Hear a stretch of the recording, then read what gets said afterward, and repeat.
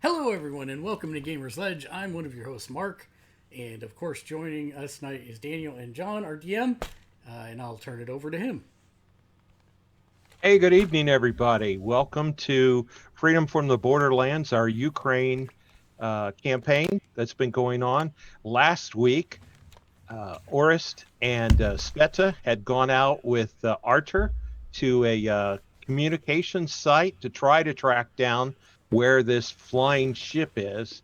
They got some information. They got away just in time before there was a counterattack, and they have just about reached the camp when we ended last week. Z-Teach had stayed behind with the shaman and had figured out some things and had talked to him about his concept of starting a school. And so that's where we start now. Unfortunately, he's got some other business. Chris won't be with us tonight, but I do want to say hello to Daniel. Hey, folks, how's it going? Hey, John. And so there we go. So Z-Teach, before we get into the base with everybody, is there anything specific you wanted to do? Nothing specific. Every morning he's been focusing both on writing up the documentation, some of the documentation he remembers from books to hand off to the shaman, and Crystal? also focusing on those magical items, working to identify them. Okay. But yeah, that's about it. All right. Glad to be back. Hey, Orist. You're about to ride into camp. Anything you want to do before you head into camp? Eat dinner. Sorry. No, I'm good. Okay. I apologize for not getting food out of the way beforehand, but it didn't happen. Yeah, I know there were delivery issues. Man's got to eat. We can't fault you for that. So, all right. So you Artur and Sveta, right into camp. You did manage to get, and Una, and you managed to get some coordinates for where you guys think the base might be. So you ride in, you drop off the horses, and you head towards the center of the camp. And of course, once you're there, you see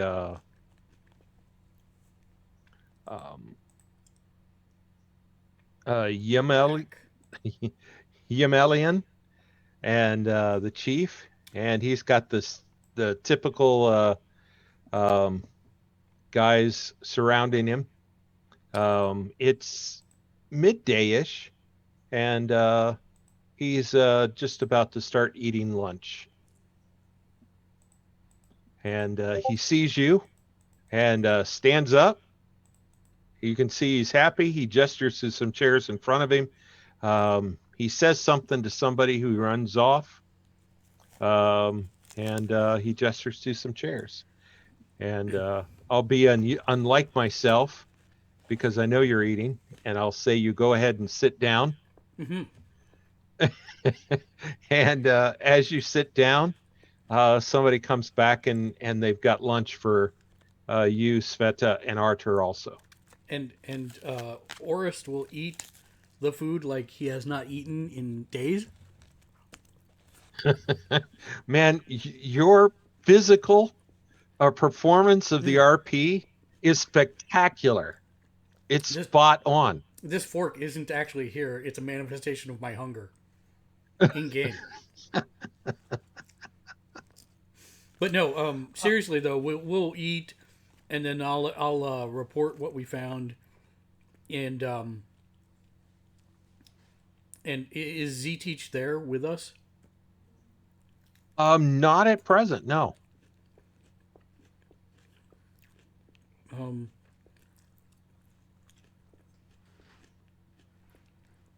I will explain what I did and how I declared myself to them, and I will make sure to include the fact that I in no way, shape, or form tied myself to the Cossack camp or insinuated anything of the such. I just simply, as per my code of honor, I informed him that I was going to eradicate their organization and their assets. Huh. And I actually watched for his reaction when I said that. He's a little surprised. He's I mean that's a part of your heritage and culture that you develop that kind of have nothing to do with this culture, and and so it's a little alien and a little odd to him.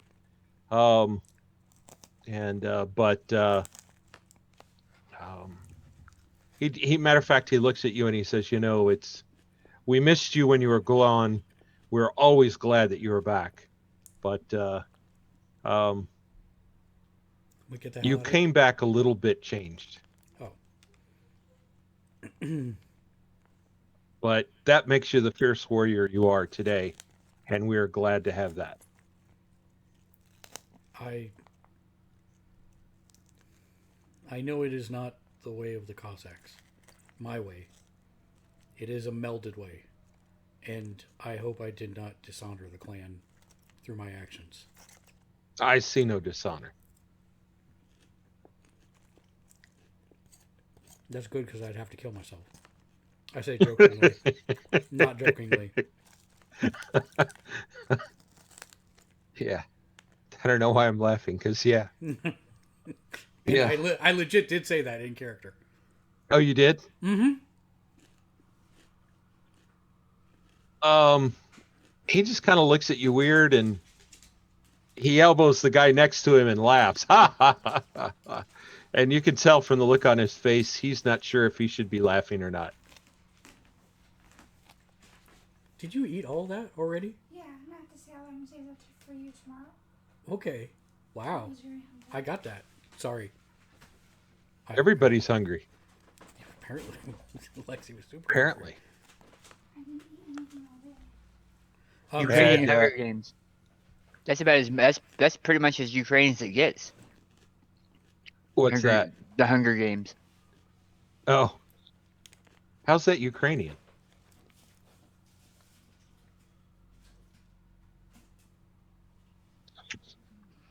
As we all stop and stare and wait for an answer. Or maybe there's, I don't know, whoosh. I'll share that with you offline. Okay, fair enough. Good. I was thinking of the books, and I thought they took place in North America, but okay. Not the books, just the phrase. Gotcha. He says to Orist, he says, Christos has asked to see you and Sveta when you arrive. He said, but first, finish your lunch. Eat. I don't think there's a hurry. Thank you. I believe that's where your friend Z-Teach is. Good. And I did relay the part about it was Z-Teach's doppelganger in the thing. Oh, right. This is so odd that there are two men that are the same. But I think it is something that we can use to our advantage if a confrontation must occur. Yes. Well, we've seen what that flying machine can do, and that's something we can't allow. It seems to be a danger to any and all. Yes. And apparently, from your stories, it even bothers mountains.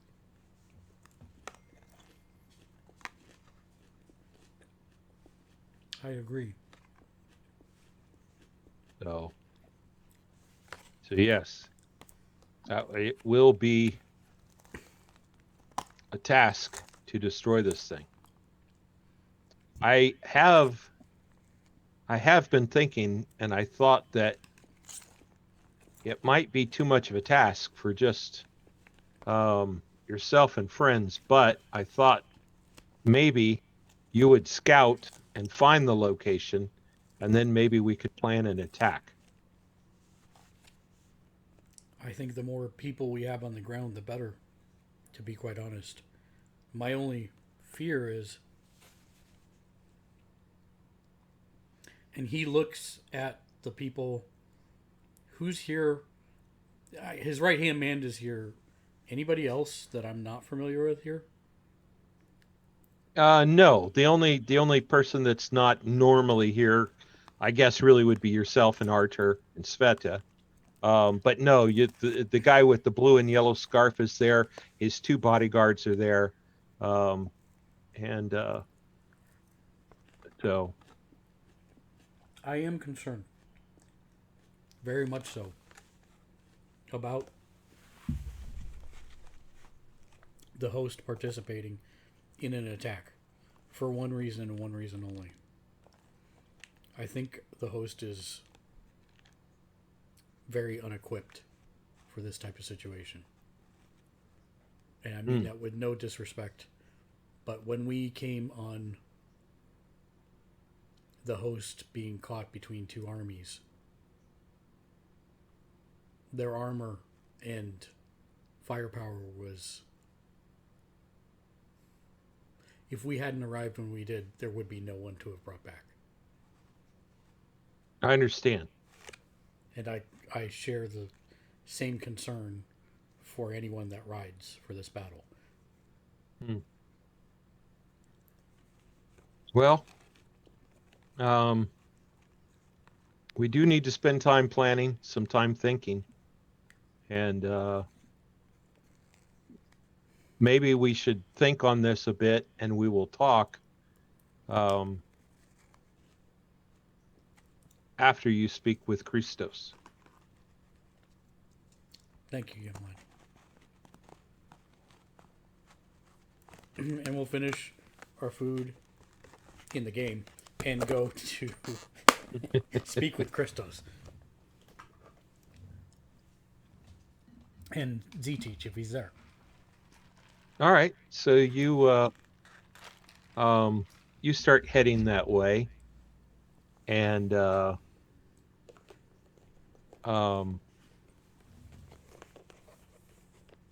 you're occasionally stopped by a person who's has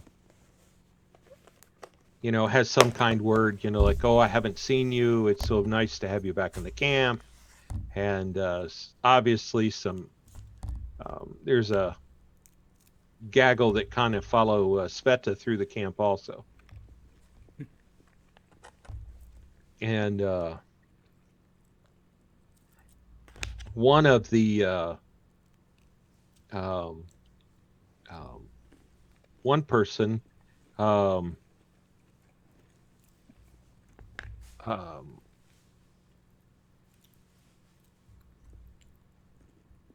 second, let me look up his name.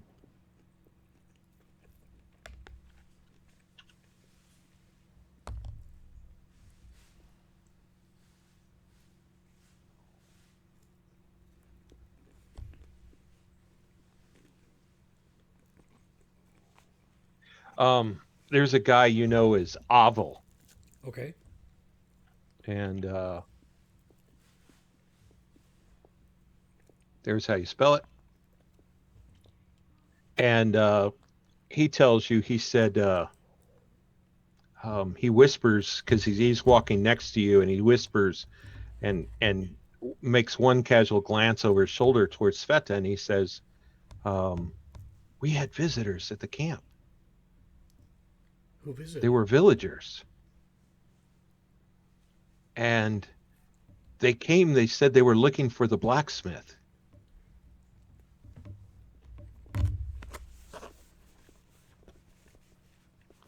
Horace nods. She has been doing miraculous feats in each town that she goes to, helping their blacksmith and their town. I'm not surprised to hear this. Did they say what town they were from? I didn't talk to them myself. I did see them, so I don't know. And how did they react when they found out she was not here? I think they were upset. I will talk to Yemlin about this and see if this is something that needs to be addressed. Thank you. Thank you. Yeah. So, about then, you guys get to Christos' house, tent, and surprisingly, he's outside as if he's waiting for you. Oh. Well met, Christos. Well met. I think we need to speak. Of course. And I walk in to find Z-Teach dead on the floor. No, I'm alive and surrounded by zombies. Oh. Yeah, that's logical too. Either one I could see. Of course we go inside. Okay. So you get inside and he says, he's got a serious look on his face. He says, we must speak. Please sit. I will sit. I have heard that you have been to the mountain fortress, and while there, you were in Oleg's room and you moved things.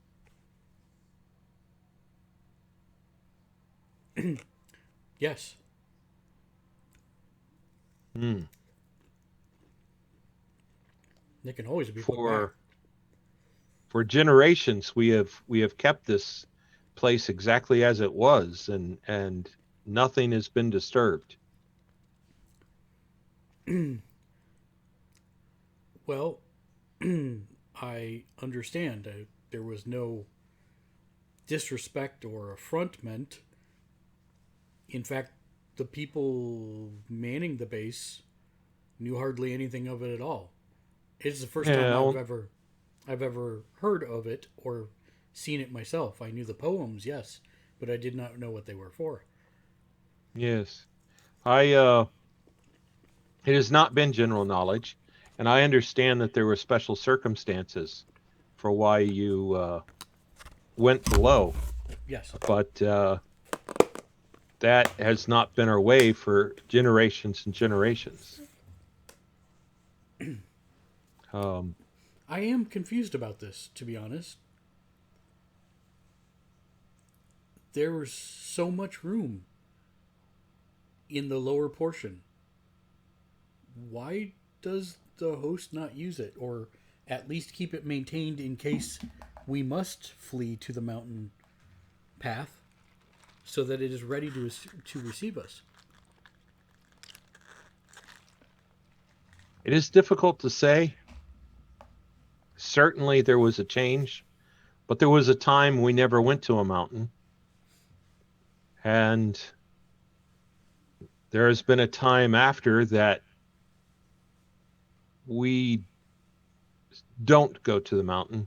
But you're right, there is a short time where we did go to the mountain. I can't speak to it, but it has just been our tradition. And it is difficult and sometimes upsetting when traditions are broken.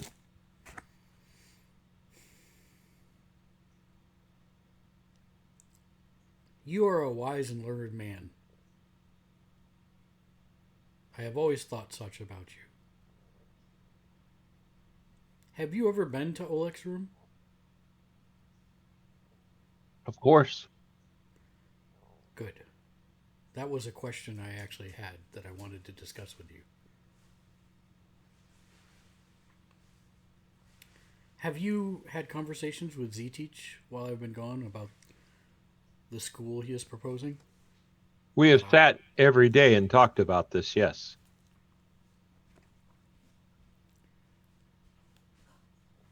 One of the things that I thought on as we rode was that if we truly are to unite the hosts and create a school of knowledge, what better place? It's fortified. It has all the trappings of our history.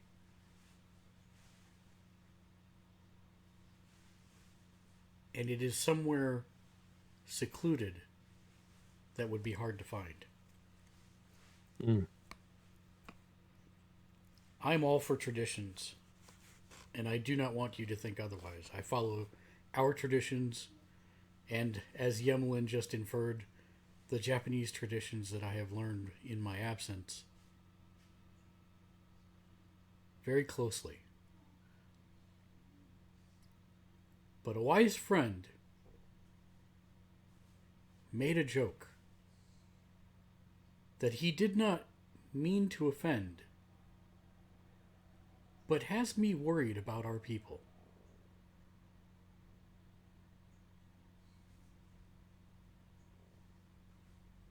We do not have written histories. We do not have knowledge that we can pass down in the case of our deaths. This school would be one such way to do exactly that. To outlive even our stories told from one person to the next. I do not believe that we will ever put down roots, but I wonder if this is a way that we can store our history even if something were to happen to the host entirely. Did you, by chance, get to read the artifacts I brought back? The letters? Yes. Yes, I read them.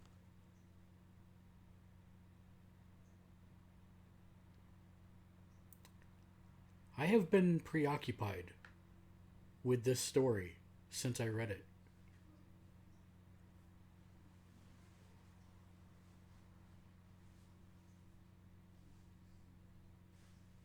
No one knew the depth of that story as they stopped to reflect on the Bridge of Sorrows. And now, knowing the story, it is something that I will never forget for the rest of my days. But we had no way to communicate it other than it being written down, because no one has told that oral story, because no one knew of her thoughts. Do you think me insane?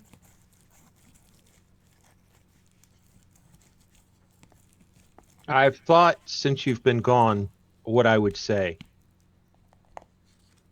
I admit that I am somewhat upset by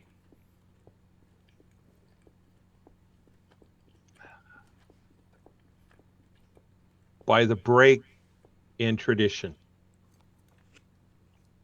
I'm also moved by what you've said and about the thoughts of your school, and I do see the value there also. Can you take me at my word that there was no affront to a tradition that I did not know existed meant? Of course, I know this. We, perhaps with some youthful exuberance, thought we were helping. And for that I apologize. And perhaps you have been.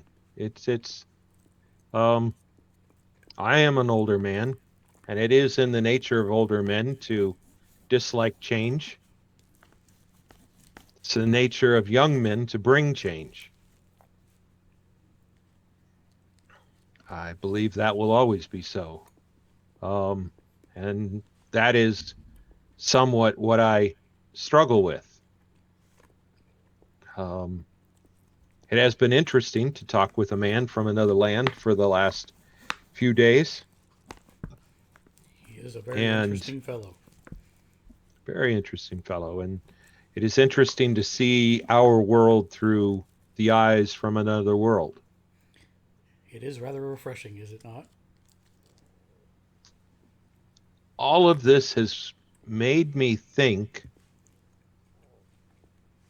and I have an idea. Please? I'm not exactly sure how this is going to work, and I believe the magics work best if I say the least. Okay. So I want to do something, and I will just have to ask you to trust me. Of course. All right. So, Z-Teach. And now Zikich walks out as a zombie. You must trust me. Arr. All right. Before Oris got here, you saw Christos preparing some kind of, lack of a better word, some kind of elixir. Okay. And he could tell you were curious, but he offered no insights. And if you asked him directly, he said he would. I would learn in time because I Yes. would have. Zikich would absolutely have asked directly. Yeah, he said you'll learn in time. And so he says he looks at the three of you, Oris, Z-Teach, and Sveta, When and Z-Teach walks in, I will, of course, hug him. oh, Mhm. I'm sorry.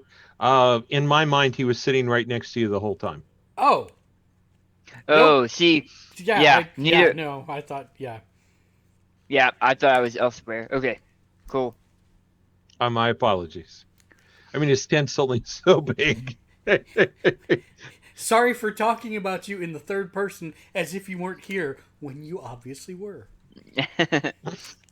Once he started talking about how we went into a promised land, Zikich is like, there was no signs. I mean, I know you guys don't use the written word, but there were no signs.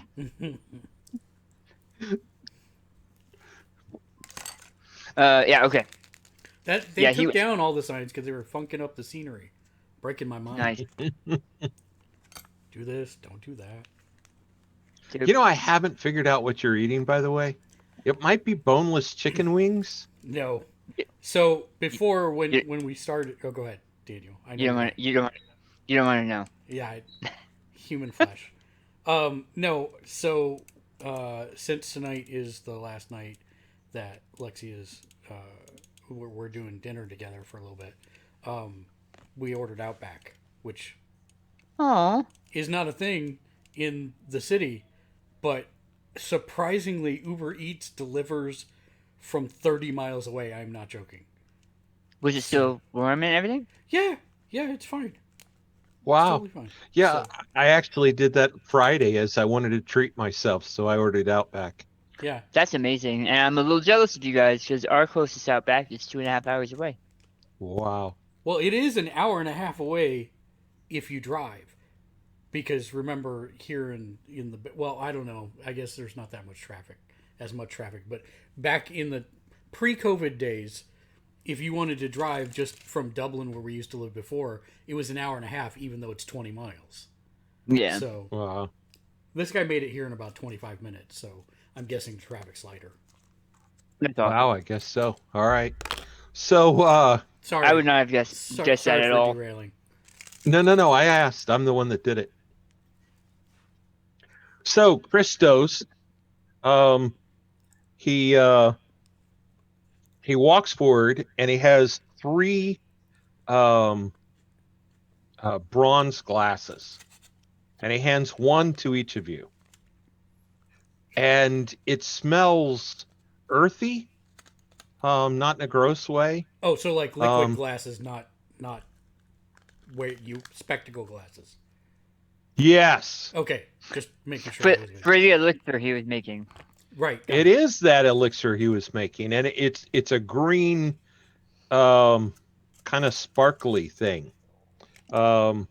Sparkly as in looking at it, not drinking it. And he says, I cannot know exactly what will happen. I believe you will be safe. That's a famous last words. Um, but I I think yes. I Z teach warily and say, do we need a phone cord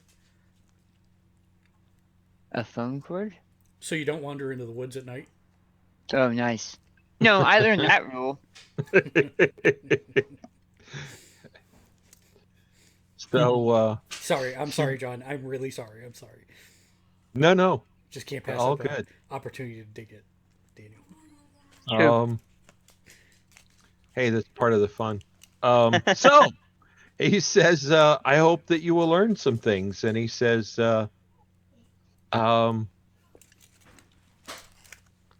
when you are ready, you three should drink at the same time and drink it all. Us three. Yeah. Oris, Sveta, and Zetich. So, So- Sveta too? Yeah, Sveta's here, but Archer is not. Archer is not. He, yes, let's talk about that. And Una Wow. is not as well? Who is not? Una? Una's probably here with you, but no, he didn't give Una anything to drink. Okay. Before you headed over to Christos, Archer says that he wants to take the news of what was found to his camp, but he would be in touch. Okay. And so he rode off, and you and Sveta went over to Christos' tent, blah, blah. Now we're up to date. So I actually do have a question. This is a legit question. So Archer kind of shows up, and obviously hospitality was extended to him. And he goes on this mission with us. And now he's back. Like, do I sense... Is this normal for the host to work with other people / groups so easily? Thank you for asking that. I was going to ask earlier, but it wasn't really my place. Yeah, it's... So the host, in current day Ukraine, Mm-hmm. when you guys were making characters, one of the things I impressed upon you was how xenophobic everybody was. Right. Ironically, the people that are the least, which means I'm not saying they aren't, but the least xenophobic are the Cossacks. Okay. The Cossacks are more focused on, are you attacking me? Are you helping me? Do we have value for each other? They're kind of just more realist, more pragmatic about the whole thing. Okay. So that's part of their character, is that pragmatism. I imagine they'd have to be. Being nomadic like that. Absolutely, and that's a big part of it. The other thing that Mark knows that others don't know is there are actually rare DB villages. Mm. Now they tend to be DBs that don't eat people or attack people, or I mean they're definitely DBs because they're not human, but they're passive or farmers or whatever, and so those exist, but they're rare. And Orloff, at least in this area, quasi quasi tolerates them, so long as they're paying tithes. They're growing food for his host and whatnot. So they're tolerated, and probably the most xenophobic are the warlords people. The warlords are the most xenophobic, and not only xenophobic, but if you've got cybernetics and you're not from one of the warlords, it's okay for you to be a villager, it's okay for you to be a whatever, but you should, basically their view on people is you should either be in my army or in a village making food for me, right? Anything out of there, you're kind of upsetting the power balance. And the host does not pay Warlords tithe don't. to Orloff, right? He does. The host does not pay tithe, That's what I thought. and mostly they avoid that by moving a lot, Right.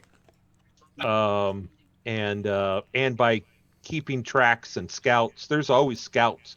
When you were coming back to the camp, they knew you were coming back to the camp probably half a day before you got there. Sure, but my other question, this is going to seem weird, but we would kind of have to have some kind of magic obfuscation so that there was not some kind of scrying going on where they see where we are and then just ride out to us, right? Because magic exists. Right. And you have a shaman magic in camp. and technology. I was gonna say that one of those bison skulls in his tent. Probably, because I mean that would kind of be public knowledge, would it not? That we have tech jamming and magic jamming technology to keep the host I safe. guess it kind of depends. I mean, there's some. It's not. Yeah. You're not really a class system. It's not. But if there's. Well, I don't want to sound bad, but if there's a woman that just works in the kitchen cooking food every day, it's probably never occurred to her that some magic guy is scrying, right? So that's, Sure. So, right? So, right. Levels at people in position at levels that will matter to them, right? That will occur to them. They've probably asked the question or been told or whatever, but it's not like they gathered everybody and said, okay, here's the deal about scrying. Right. I'm just trying to figure out from so not character. Secret, but also probably not common knowledge. I see. Okay. But I would think for any scouts or any fighters who leave the camp, or even horsemen, maybe they might know that. Yeah, it'd be part of the training of, how you leave, how you go, et cetera, yeah. So, I'm sorry, because I know you're trying to get somewhere, but I'm trying to understand. No, it's fine. So then, what's the procedure if someone goes out and the host is gone when they come back? Because that seems like that would be something that's common knowledge to the scouts, the fighters, the people. If there's an emergency and the host has to leave, there's no way you can magically scry on them or technologically find them. So is that person just lost until they find the host again? So there's a number of ways. One, the host does not want to be predictable, so they don't necessarily move in patterns. Right. However, they move in patterns, and they move in non-predictable patterns. Got it.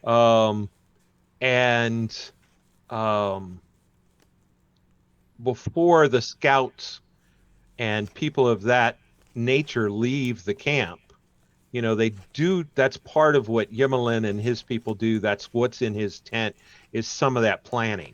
It is looking at where are we going to move at this time, where are we going to move at that time, and so before you go whether or not there's a plan to move. Got it. Now, there are times when you're moving that aren't planned, and then what happens there is there are coded signs left behind. Makes sense. And it's not going to be a pile of rocks and an arrow. That would be too obvious. but it would be a pile of rocks, right?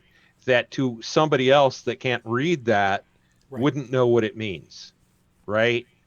So a pile of rocks left in a particular part of where the camp had been, and then similar signs that somebody, unless they're trained, isn't going to notice, saying, okay, we were heading this way, but now we're going that way. Right. And so at the end of the day, if the host got up and moved and didn't tell somebody where they were going, they would kind of have to follow the clues and track them down. Got it. Thank you. I appreciate that. That gives me some good contextual backstory stuff and idea of how this works a little bit more. Also, you're very smart. Thank you. Well, that's why we get along. I think, I don't know. I'm sure often that I'm not the smartest one here, but, and that's, so ditto back at both of you. I'm the smartest ass. Does that count? So, you know what? How about a 2-minute commercial? Perfect. I've been drinking a lot of water. It went through me. We will take a 2-minute commercial break. We'll be right back after these messages.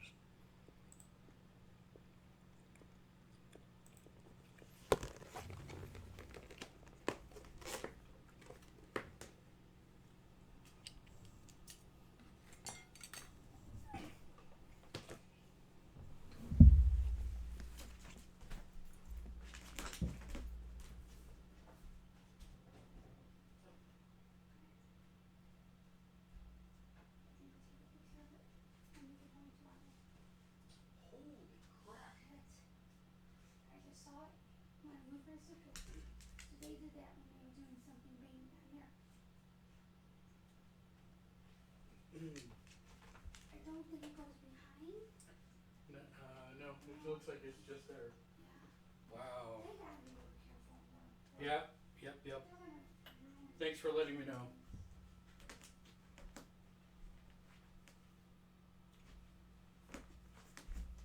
How was your stuff?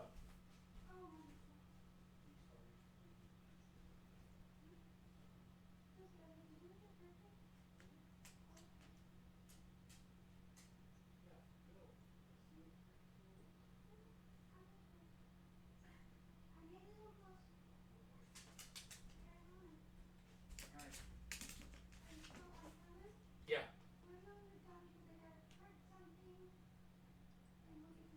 Okay.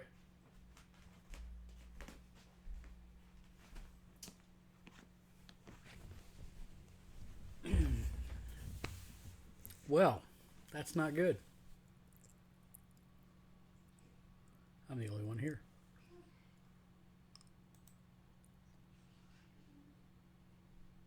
Okay, I'm back. Welcome back. I have a not so funny story to share once Daniel gets back too. So what's the menu? Did you have a bloomin' onion and steak? So I had shrimp on the Barbie, although I was a little dismayed to find because the shrimp on the Barbie for Outback for me is when it's on the grilled pumpernickel bread. Right. That's the, and this was on some kind of brioche with tomatoes. So no, thank you. I mean, I still ate the shrimp and it was delicious, but not my point. No remoulade sauce either. So what's up with that? Oh, wow. Maybe they changed. I don't know. It's been a while since I've been to Outback. And then had a filet mignon with a fully loaded baked potato, pumpernickel bread, and Caesar salad. I started with the salad first, and then I have a giant piece of carrot cake waiting for me here that I have not devoured yet. I do love me some carrot cake. You know, she got the chocolate thunder from down under, which is a rarity for her because she likes chocolate, but it often gives her heartburn. But she destroyed it. My favorite thing that they ever had was that they had the apple. It wasn't a turnover, but it was kind of like that. It was like a caramel apple crisp. And it's fantastic. But some places have it and some places don't. This place didn't have it. So I got the carrot cake instead. Yeah. Okay. Daniel's back. So you guys know that they've been doing demo on all the apartments next to ours and above and below us, right? For like Yeah. the last month. And it's been driving me insane. So Lexi just went to grab one of her suitcases to pack, and they have punched a hole in our wall that is so large that her suitcase only obfuscated it and lights coming through it. So they like literally plowed through the wall, and I just found it. So I get to deal with that. Uh-huh. And this is that's the third thing. They cracked the wall in our bathroom and they cracked our ceiling. So, but this is by far Wow. the worst. Yeah. Like, So- how large an animal could fit through the hole? Raccoon. Wow. Yeah. That's kind of a big deal. I kind of think they had to have known they did it and just didn't want to say anything. Because how do you not see the light coming through from our side if I Yeah. can see light from their side? Well, is it in the closet? No, because light's coming Oh. through now. Well, It's in our hallway. oh my goodness. Yeah. So, hooray! Yay. Yay, renovations. And the worst part is like this is a 108-year-old Edwardian home, and it's got a lot of built-ins, like and this fantastic crown molding. You've both seen it. Yeah. They're taking all that out in every apartment. Oh What? my gosh. Why? That's Does it what can't be they're- replaced? No, because it's not modern. Well, but I know it's like that's well, kind of the whole hello, point. That's kind of the point. Yeah, yeah. So Wow.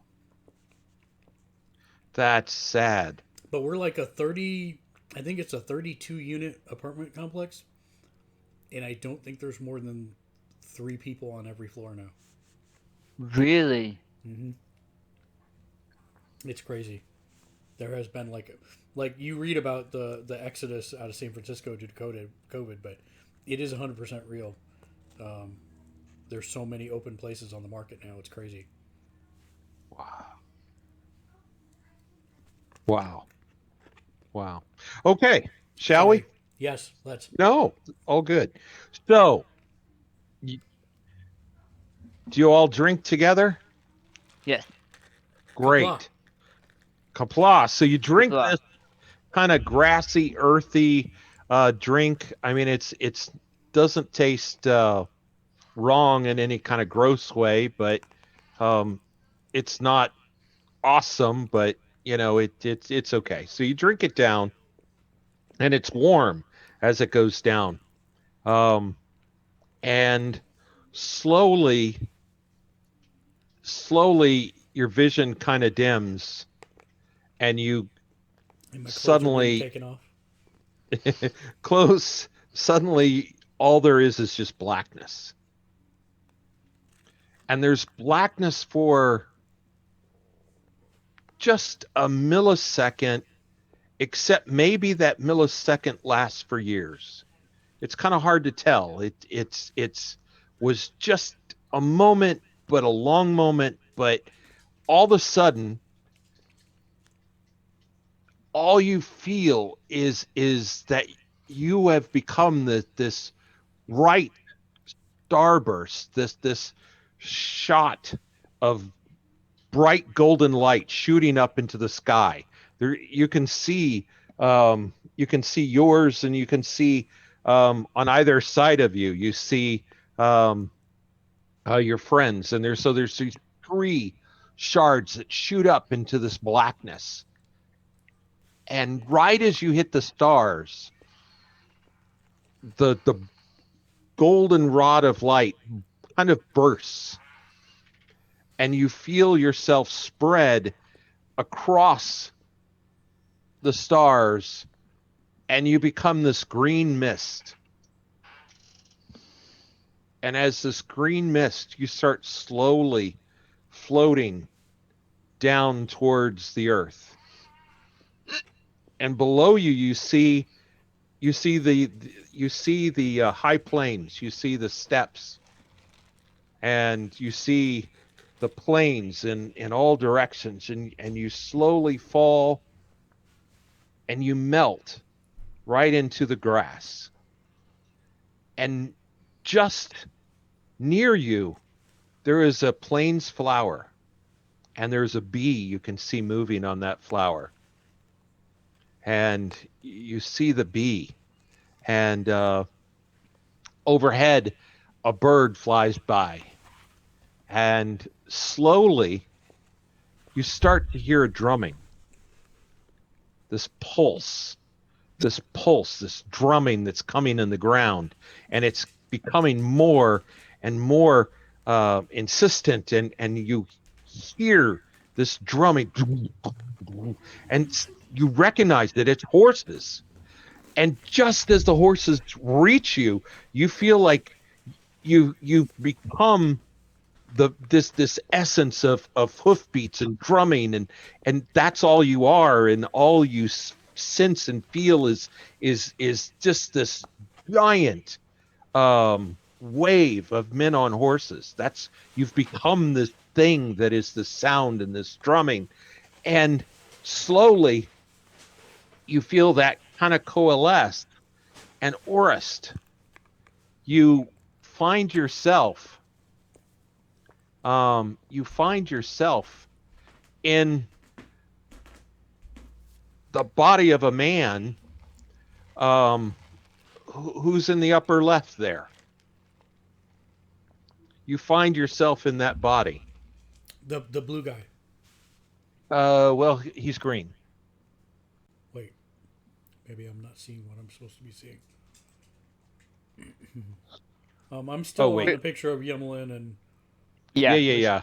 Sorry. There you go. Success. And Z-Teach, you find yourself, you coalesce into this man who's in the bottom center. And Sveta finds herself in the body of this man with the banner. And your first thoughts as you coalesce, Orist, is your thoughts are for duty and responsibility to the men around you. You feel a responsibility to the host, and you feel like wrapped up in him is honor and responsibility are kind of core to his being. And Sveta senses this man with the banner of this particular division of the host. This is the banner that represents all of these people.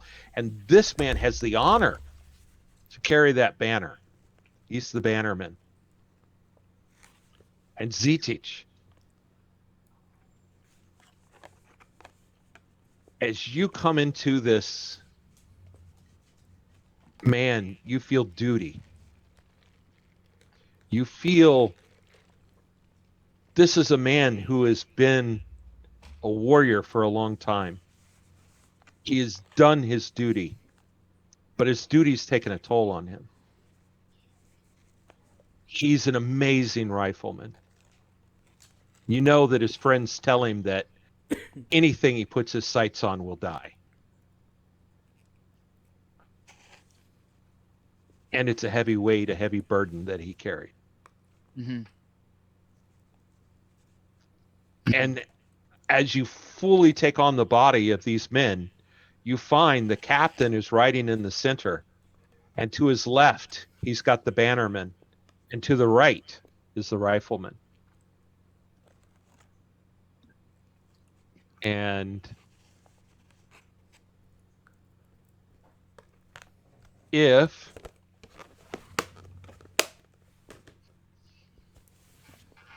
you guys look in the character sheet area, there may be one missing, but you'll find three new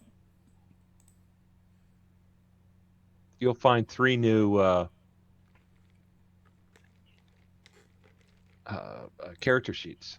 Yeah. I got it. Hey, look, I have a character sheet.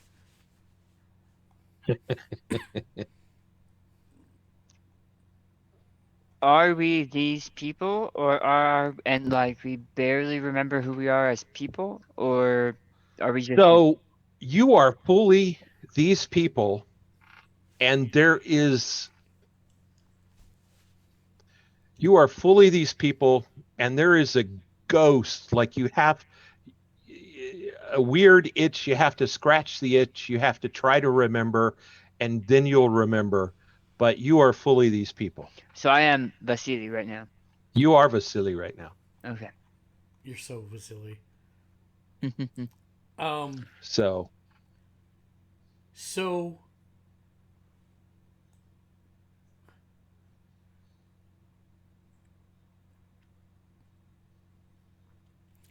I think this is a combination of my character sheet and what you planned.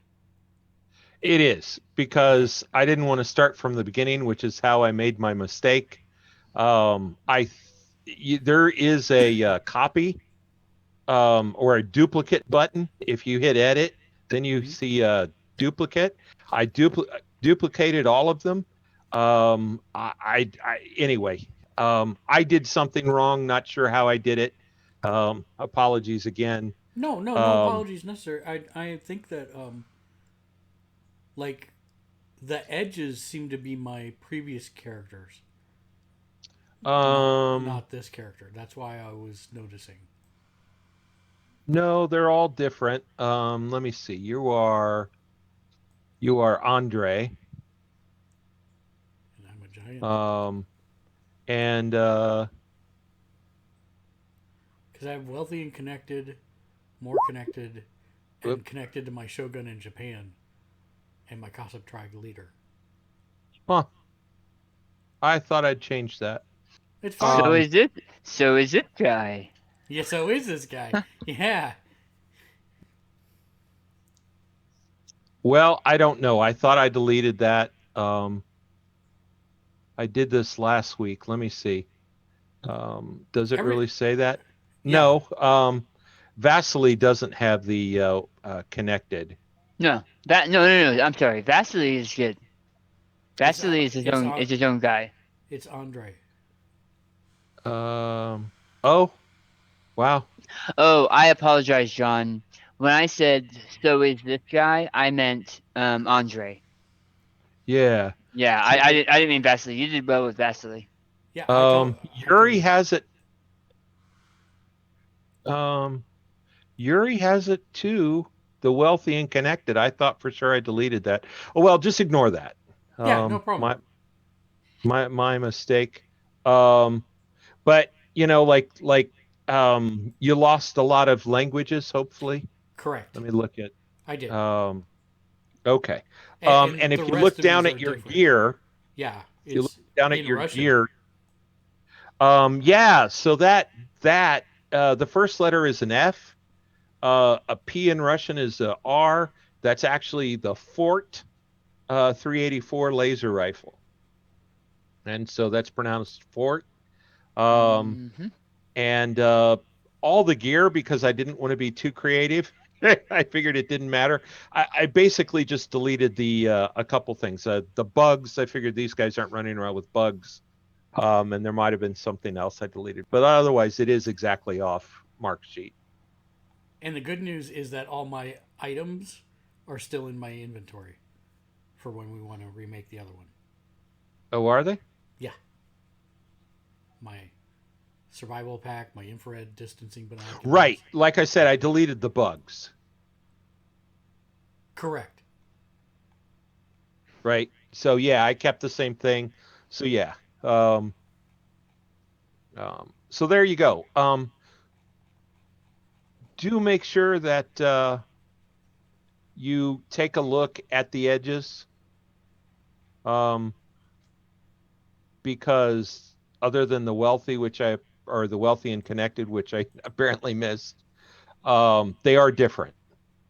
They're a lot different, and especially Andre, you've got some. Um, I know you Interesting. like card deck building games, Mark. Yeah, I saw Um, that. this is a completely different deck. You Is know there what your guy does and what he's good at. is there an easy way, Daniel, to get it to show me what it is?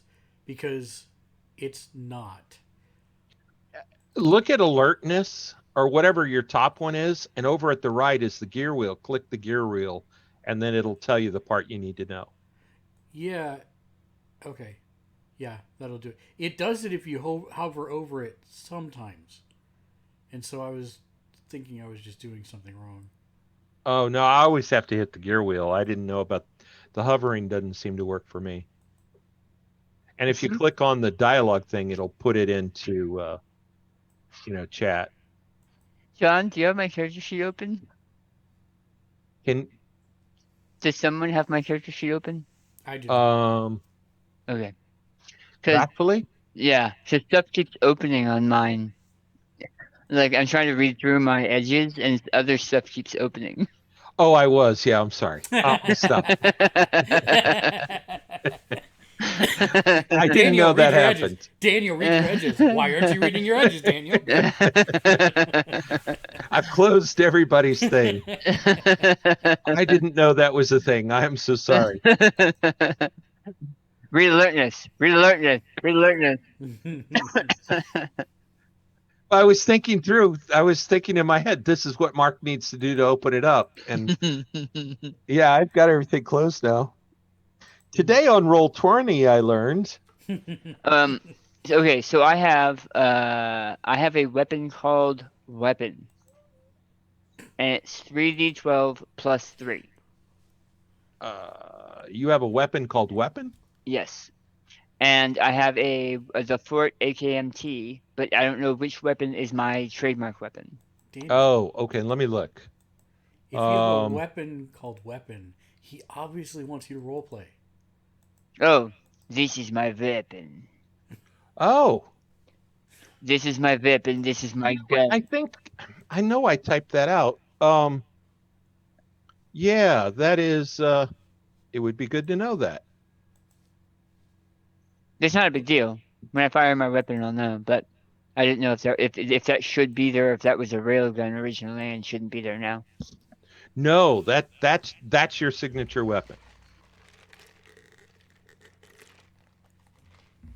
That's your rifle. That's your sniper rifle. Oh, I was gonna say maybe he's just the character is very uncreative, and he named his gun Weapon. She has been with me for so long. Oh, what do you call her? Weapon. See, I kind of like this idea. This is my Cossack saber. This is my laser pistol.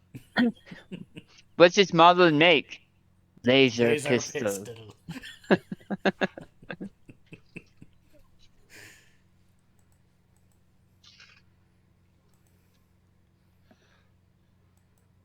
Yeah, I've got it right here. Just a second.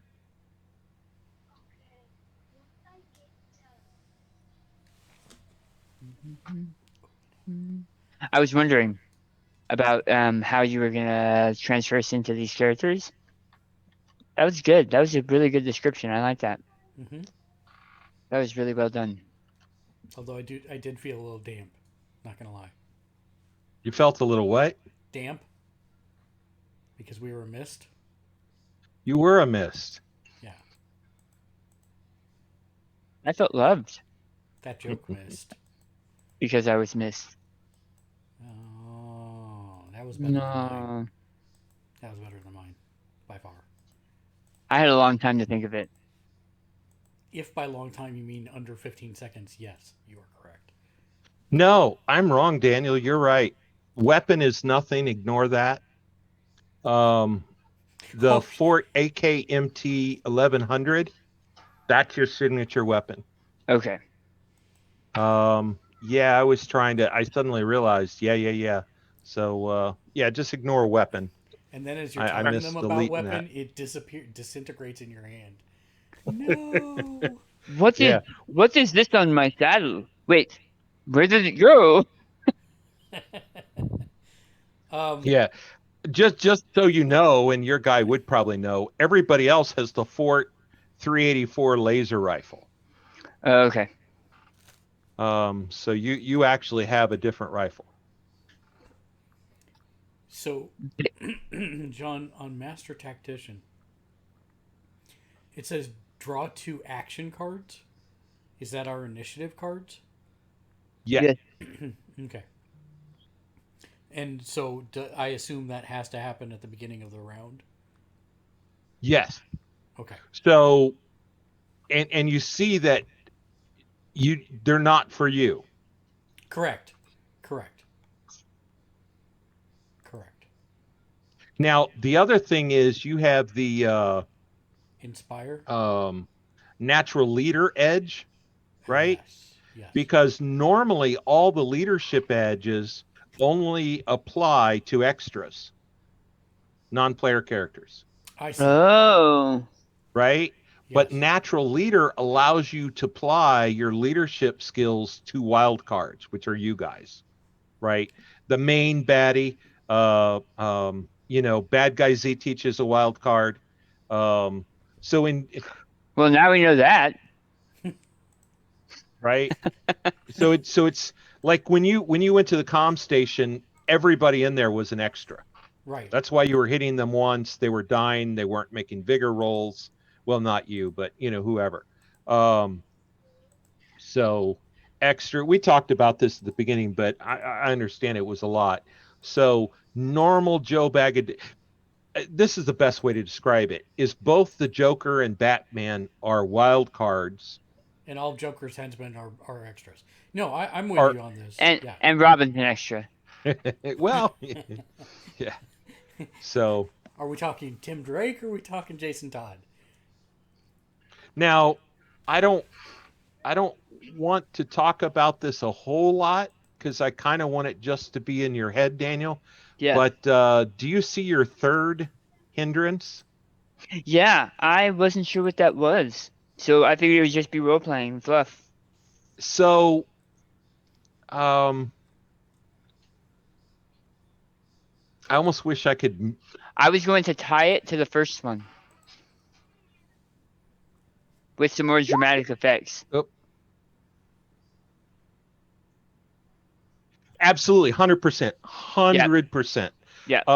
And that's what it is. And the only thing to know about it is, you know how sometimes people play like a barbarian and he's a moron and Leroy Jenkins, right? Yeah. Right? It has nothing to do with Leroy Jenkins. Yeah, no, that's not how I saw that at all. Yeah, Yeah. yeah. Yes, What But are absolutely. thank you for making sure. what are leadership traits? That's my last question.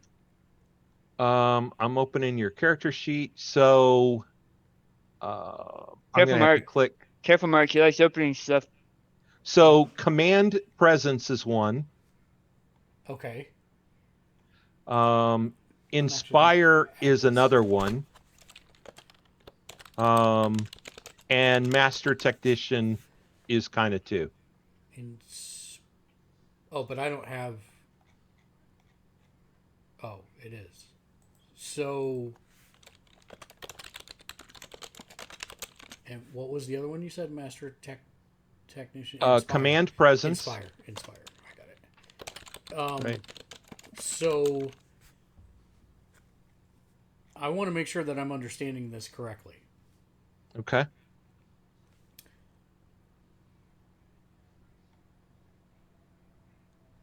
So, not only can I draw 2 action cards to give to others, but because I have natural leader, they automatically get that ability to use as well. No. Okay. No. Normally, you would only be able to use that ability to give others the extra card to an NPC. What you I were able to see. do is give that to I me. got it.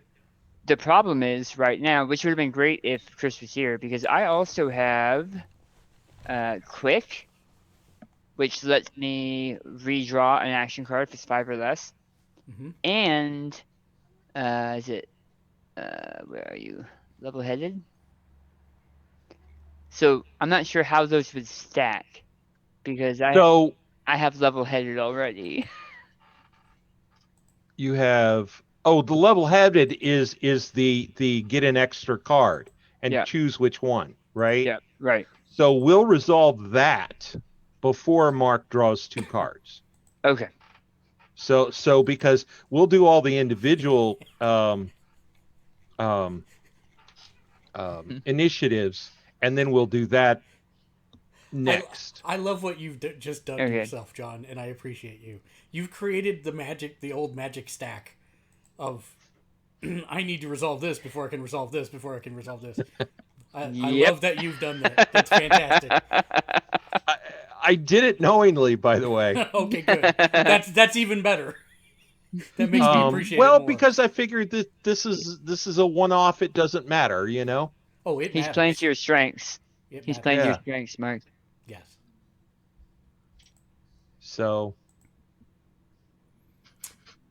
So then, I lied. I have one more question. Lucky. okay. Draw an extra Benny. Oh, right. Is that? I assume that was now. That's now. That yeah. is right now. Okay. Thank you for the reminder. No Boop, problem. you got it. Then that's. I'm good. I'm done asking questions. For the moment. Was a moment. For the It's right okay. I now. like questions.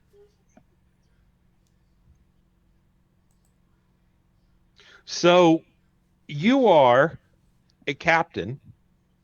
And matter of fact, if you look on bio and information, you are the captain of the second war host of the Zaporizhian host. And your banner is the banner for the second war host. Okay. I have nothing on bio and info. Just FYI. You what? I have nothing on bio and info. All I have Oh, is yay. the character sheet. Really? Yeah. So if you click on, Oh, do you I'm have sorry. the? I'm sorry. I'm on Orist. My bad. Andre. Bio and info. There we go. I have exactly what you just said. Okay. I have rifleman and a picture. Yeah, I have captain and a picture. Yes. Okay. Yeah. Awesome. Yep. I think we're good. Okay. Continue. So you are the captain of the second war host. With you are 1,000 riders that you are in charge of. Right. You are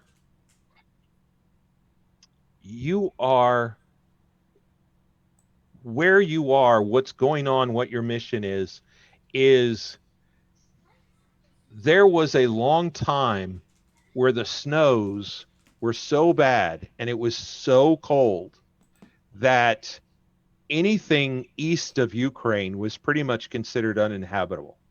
It was covered with snow and ice and monsters and demons, and all of the Russians and anybody, again, east of Ukraine had fled into Ukraine and some further on into Europe. Ukraine had a lot of that. It wasn't quite as bad.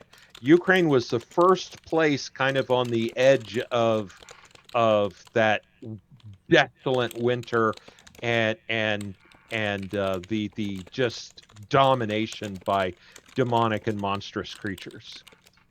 As part of your duties is you are away from the host and there are several groups like yours, and you patrol and you're looking for enemies, threats, monsters, and basically, and also food. And you are just out scouting in force. Obviously, when you got 1,000 guys, Right. that's scouting in force. But you're basically trying to protect a chunk of the steeps that you guys have decided it belongs to the host.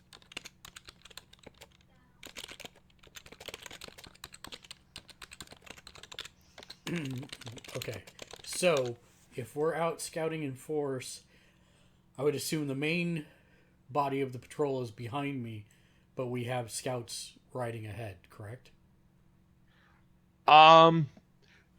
There are scouts ahead. You have 3 scouts ahead of you. You're, like I said, with the main body. Right. And it has been very difficult. Very difficult. You do what you can for villages as you find on the way.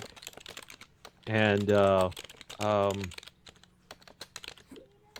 yeah. So it's a few hours before dark.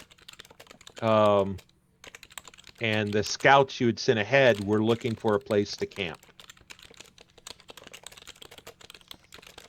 Okay. And indeed, as we're talking about it, you see on the horizon, or in the distance, your scouts riding back towards you. Okay. I will And wait until they. a short while later, they approach. All 3 salute as they get close. There's the ranking member addresses you,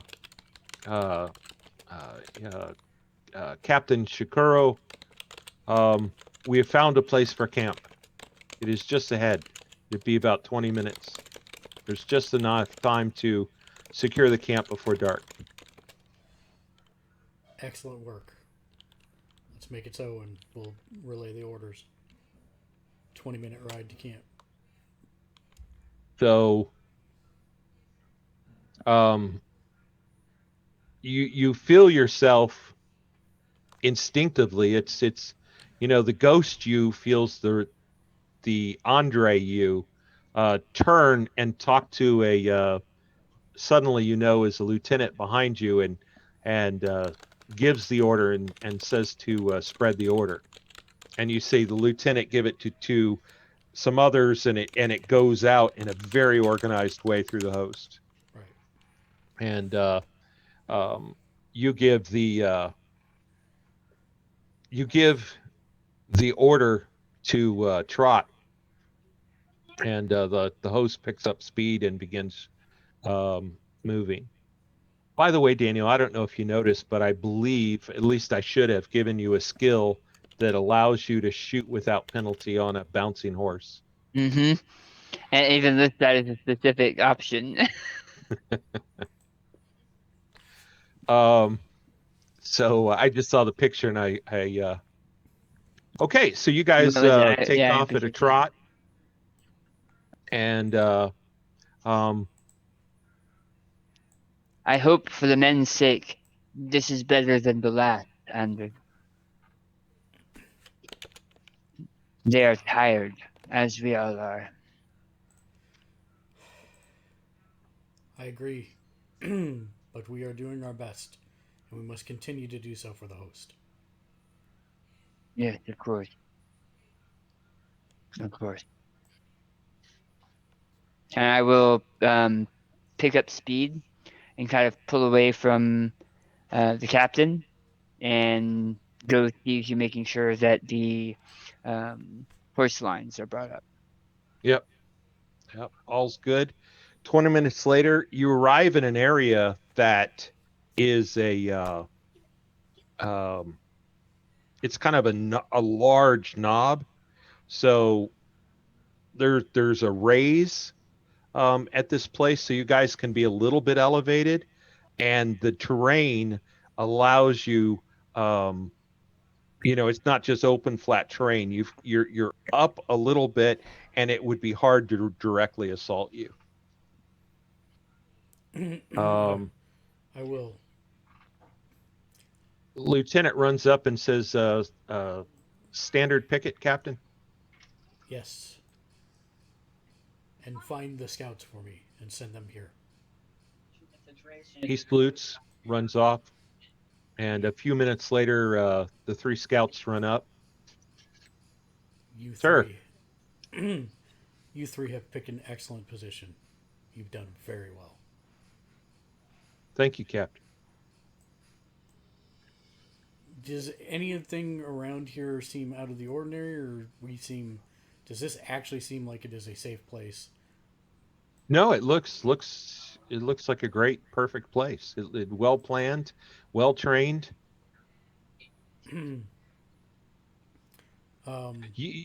Your ghost self senses that these men are very well trained, and it's because of this guy. But you also sense that he can't credit himself with the good work he's done. Right. He needs to do better. He needs to work harder. So the question but that I have for you is, does this group have enough food? Mm-hmm. Yes. Yeah. So yeah, you're doing okay. No one's going hungry. Mm-mm. Does the captain? Do I have gold or? Do you have what? Currency of any kind. Currency. Yeah. Do you have currency? You do have a small collection of silver or gold coins, and you have part of your entourage is you do have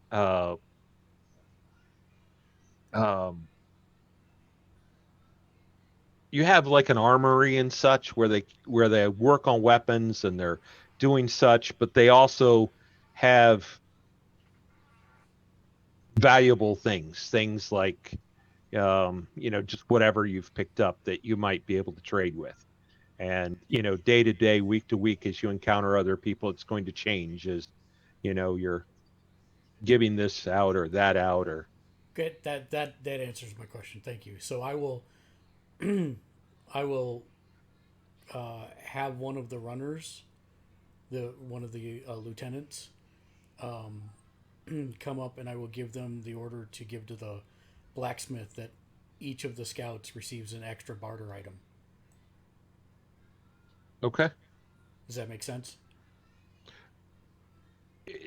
The barter items are so you can feed the host. You're not paying these guys, Okay. right? Yeah. I know what you're trying to do. Yeah. But really, I mean, you do have bits of ribbons and things like that that you can do normally. I mean, honestly, I know what you're trying to do, but they just did their job. They didn't do anything special. Well, I mean, they found a really great spot. Yeah, that was the point. Yeah. As the Sealy walks back up, he'll be not stumbling, but leaning a little bit to the side. I know what you're thinking, Andre. It's the same thing when they come across these places before. Just give the men a medal. They love medals. All of these young guys love medals. Trust me. We were young like them once. The fact that you took them aside and told them what an excellent job they have done, they will share that story far more than they should. Around far too many campfires with far too many brothers to lose. And I will pop a squat next to where I'm sure some of the younger and less experienced riders are building a fire, like on the center top. Yep, absolutely and true. Pull a like rough woven blanket over my shoulders as I stare into the fire. Yep. I'll dismiss Yep. You've got your fur covered cloak thing. Yeah, that's what I'll pull up over my shoulders. Yep. And about that time, food starts arriving. Vasily, sorry, Andre will look at the three, and they obviously heard what Vasily said, so I'll scatter them back to whatever they were doing. Dismiss them. And I will actually take a seat next to Vasily. And I will also call for Yuri after he's done securing the banner. The flag.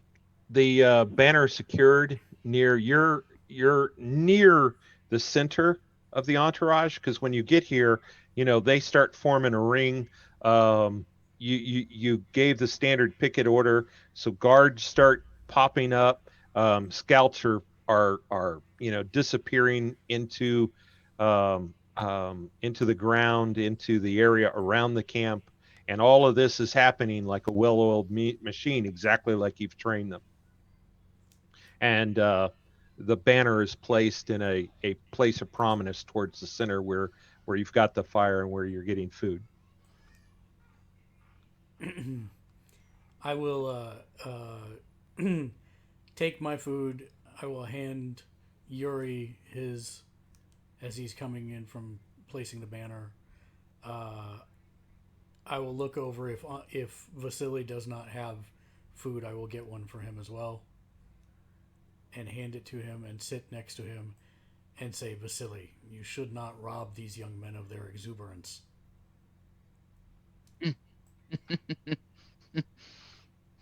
That is true. They should lose theirs just like we did. And I'll take some of the bread and chop up some of the stew and eat it. And I'll pass a canteen over to you. He will not hesitate a moment and take a big swig of it. And it is like 4 times proof alcohol. Oh, he knew what it was before he. And then he'll nod to he'll offer it to Yuri, even though he knows Yuri is not gonna do that because he's got a bum tooth, and that would just like make his face melt. Explode. Yes, yeah. And he'll grin as Yuri shrugs it off and then hand it back to you. I worry about the unseen. We have so much to do and not enough time. I imagine, Brother Andre, that is why you were picked for this command. Because you worry. All of those men out there. All of them. And he'll indicate to all of the small campfires that are being set up throughout the field ahead of them, like starlights. And he'll say, they all rely on someone that cares for them. That cares that these scouts understand their purpose and have joy in their jobs. Yes, you worry, and you should. Someone needs to. And Vasily will take another giant swig of the canteen. And right as he's done taking the swig, Andre will smack him on the back. Maybe a little harder than he should, as if he was trying to mess with you. It also doesn't hurt that they have a Yeah, I'm okay. Angel. That was in game. Nice. I made the family word success. Persuasion success. It also helps that they have a guardian angel watching over them. He'll shrug off the angel comment.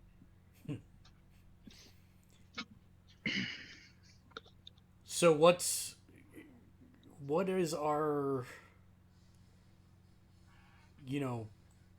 I get we're going to settle in for the night, but is there a purpose to us being out here other than helping those we find,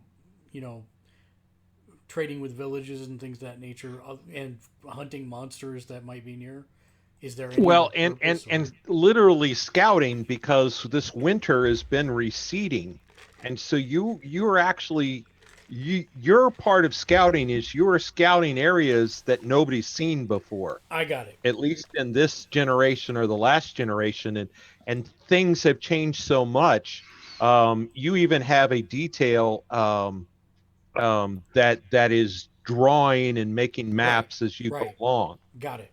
because you literally are exploring new lands. So then I Sometimes will. When it looks like Vasily is done or finishing up with his meal, I will clasp him on the shoulder and say, "Let's go look at the maps."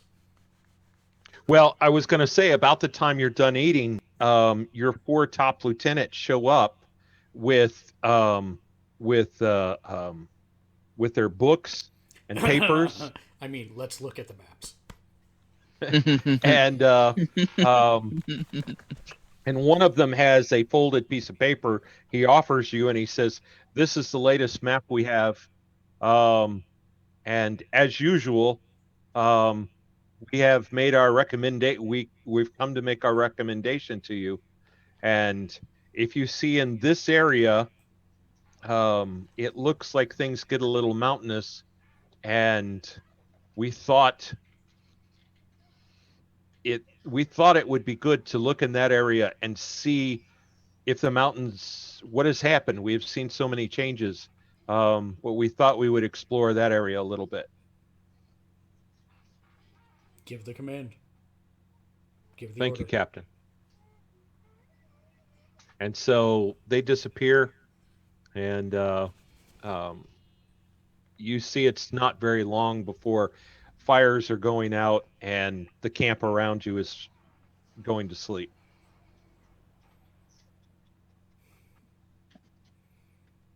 I will look to Vasily and I will say,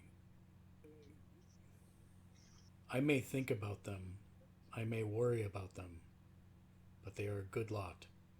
Every single one of them, down to the last man. I'm glad you believe so. And I will lay back and roll over under the giant fir, and um, you see that in one hand that's on top of my chest, and my breathing's a little ragged, is clutched that canteen. I will head to my tent, but just before I'm out of earshot, I will say cynical ass, and then go to my tent.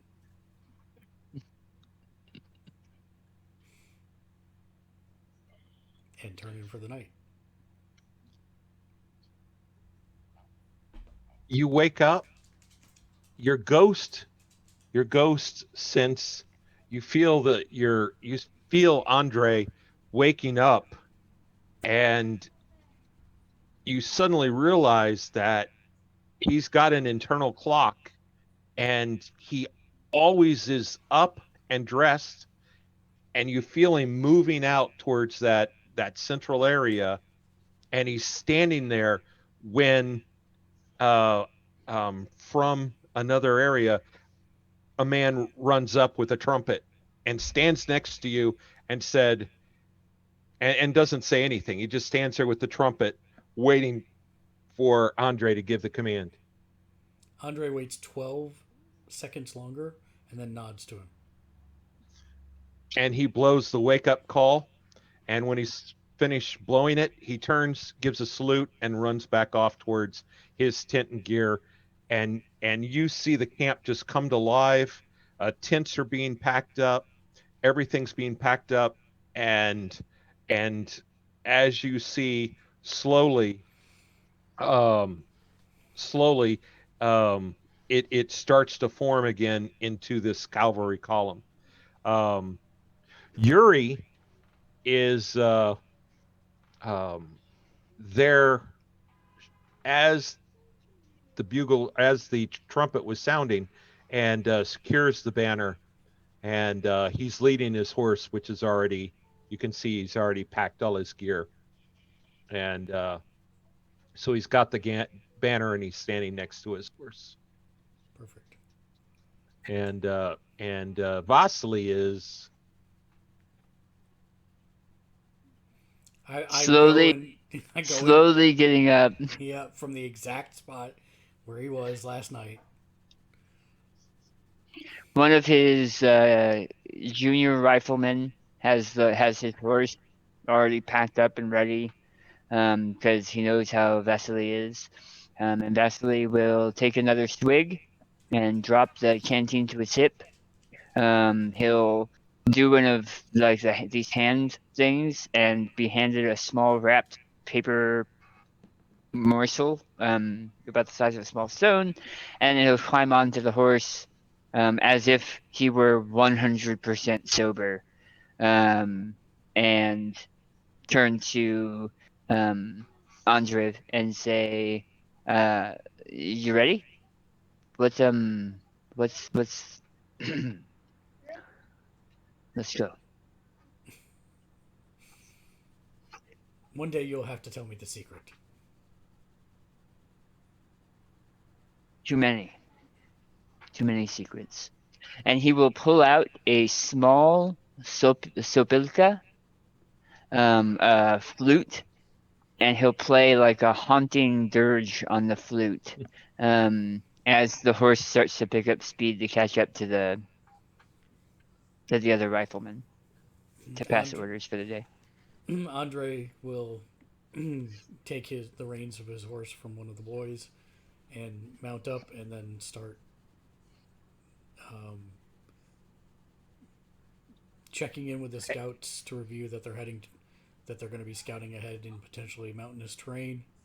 Remind them of what they need to look out for that they wouldn't be used to normally, and then take his position at the front And of the. behind you, you hear a cascade of basically move out, and the entire column moves as one behind you as you move. And Yuri is always to your left, and always right beside you. Perfect. So you ride on at a medium pace, not running, but not slow. I wish I knew the actual horse words for cantering and trotting and all of those type of things so I could sound cool, but I don't. But so you're at a medium pace, and um, New York City. Oh, New York City, wrong type and of medium so pace. My bad. you ride a kind of a ridge, right? Mm-hmm. As you're moving into it's rounded, it's rolling, nothing is sharp, there's no sharp mountains here, but to your left, as you continue towards the northeast, um this ridge does kind of drop off into a valley, and um you had been hearing for a short time uh thunderous noises, just boom, boom, long delays between them. It doesn't sound like any combat. It doesn't sound like gunfire or artillery fire. And Um, and none of the scouts had returned to tell us what it was. um, not yet, not yet. You've heard it. The scouts haven't come back yet. Um, and it's very loud and coming from a very long distance away. Is it something I might recognize from my time with armaments? No, because it does. You recognize that it doesn't sound like gunfire or artillery fire or Okay. anything like that. Okay. Specifically. Um, Okay. After you've heard it for a while, yes, your scouts. Um, there's two scouts that were that direction. Come back, and um, the one is uncharacteristic when he addresses you. Of it walks. It's Captain. You must see. Come. Um, when he says that, I will hold up a hand, calm down. Grigor, What is it? How far away is it? You will see it just over this rise here. How far It's is the rise? I don't know what to call it. How far is Literally just literally you've got 5 minutes of riding and you'll see down into a different part of the valley. So I'm gonna turn to lieutenant behind me, tell him slow to a quarter pace, and then uh, I will ride up with the scouts. Okay. Yuri follows you without hesitation, facing you. Yep. And And where's Vasily's riflemen positioned in the column, or are they spread throughout? they're spread throughout. So Vasily is at the front with us, though. Yes. Okay. Yeah. I'm Vasily, assuming he's following you. if he's not, I'll turn to him and say, Vasily, join us. And Vasily agrees, silently nodding, and joins us. Actually, yes, silently nodding. Yeah. That's all he could do right now. Yeah. Yeah. So 5 minutes later, you get over the ridge and you look down into the valley and you see this.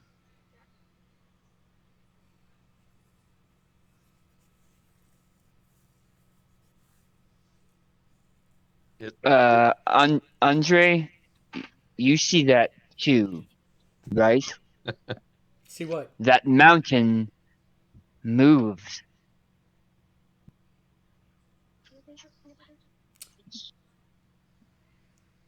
Although I really want to play a joke on you, I do see it. Is it coming towards us, as in the picture, or Yeah, well, it's actually kind of standing still. And as you stand there and watch it, it seems like it's bothered by something. It's picking up a leg and shaking the leg and setting it down. And then it's picking up another leg and shaking that leg and putting it down. And as you sit there, you think when he picked up the second leg, you thought maybe something flew off the leg. But it's a long ways away, and you're unsure what got shaken off the leg. all right? So I'll bring the scouts up. Gonna keep one scout behind, and we can send the other two, one to each side, and I'll tell them what I thought I just saw. I'll say I believe. Well, the scout that came up with you actually handed you his binoculars. Oh, well, can I tell what it is? Where it went? Where it flew? When you look, you see on the ground, you see a mass of creatures that seem to be attacking the mountain. Have I seen one of those before? You have not.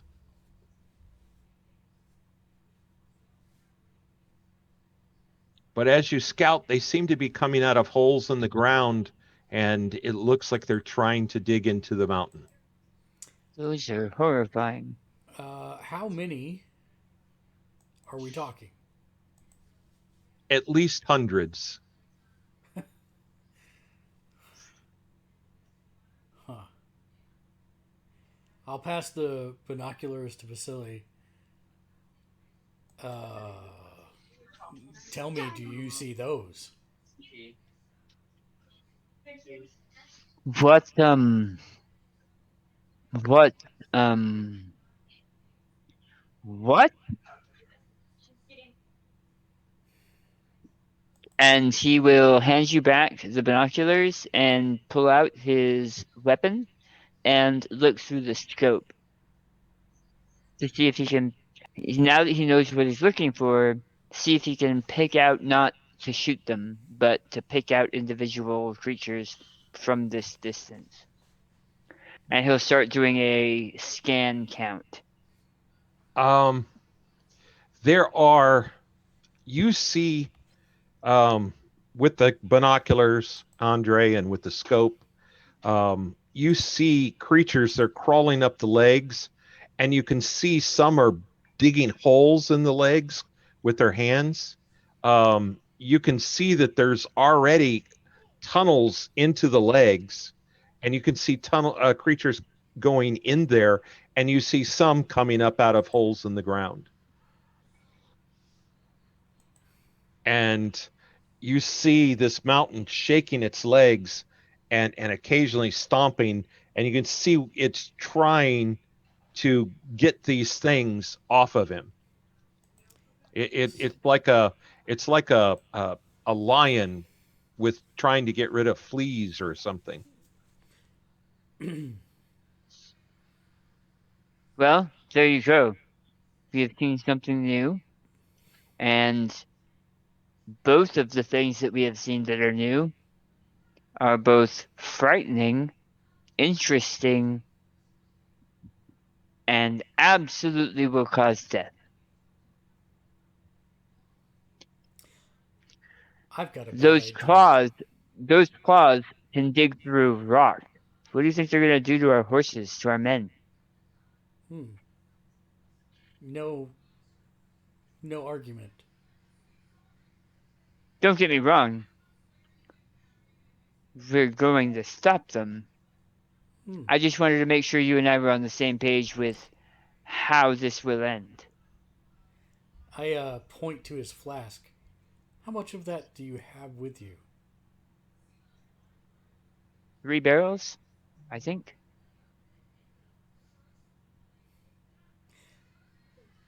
John, do we have? I mean, we're all carrying laser pistols. Do we have black powder? Black powder? Yeah. Um,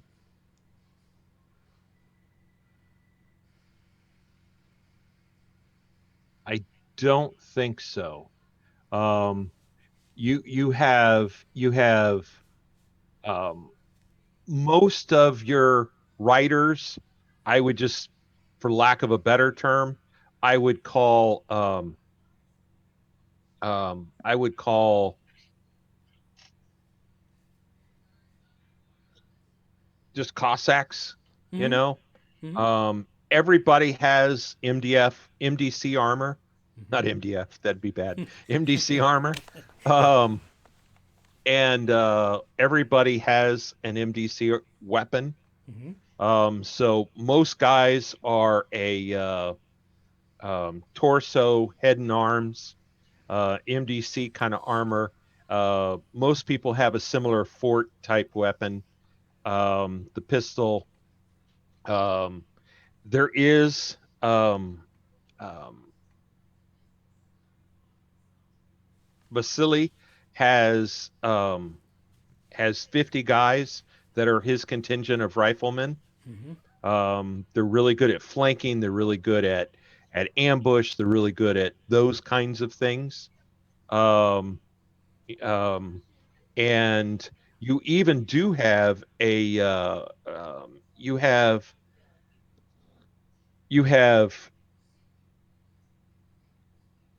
you have 20 3-man teams with heavy weapons, What and kind of? they are tripod mounted. Um, they're kind of equivalent to wow, where'd that brain cell go?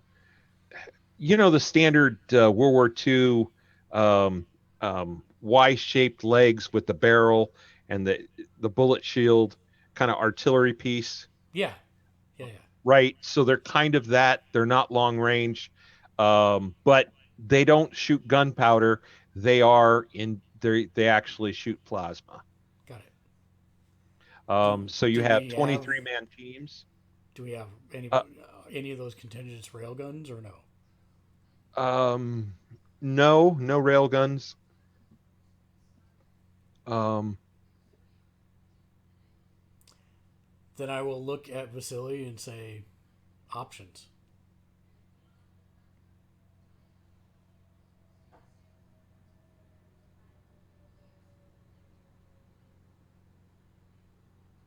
I think you fell asleep. Oh my god, he's fallen off his horse again. I'm sorry. I'm listening to what's going on in my house right now. I'm sorry. One more time. I'm Um, so sorry. I turned to Vasily after asking him about his how many barrels he has. I say options. Well, because you did just get a huge list of, well, we just got a huge list of what we have at our fingertips. We could try to take the fight to them, but I have a feeling that even if we try to distract them away from that creature, they're still going to be attempting to burrow into it. They're like those weevils that we found 2-3 weeks ago that were getting into all of the bedding and all of the clothes, and that's what these remind me of. But those claws are something else. I'm not even sure how we best take care of them. Well, my first thought was fire, but I'm not sure the fire would actually hurt them. We've seen plenty of armored things that fire should catch them on fire, but doesn't.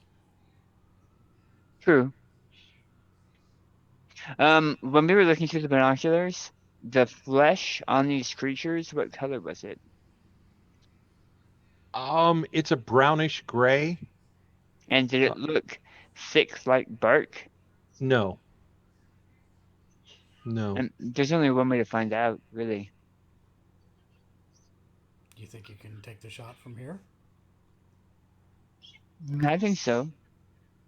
Yes. Well, I'd be a little closer, but I could take the shot from further than most of our men, yes. Do it. I'm not sure how to see if fire will help us, but it will definitely give us an idea of how birdy these guys are. Mm-hmm. And the reason I'm thinking fire is because fire would not hurt the mountain.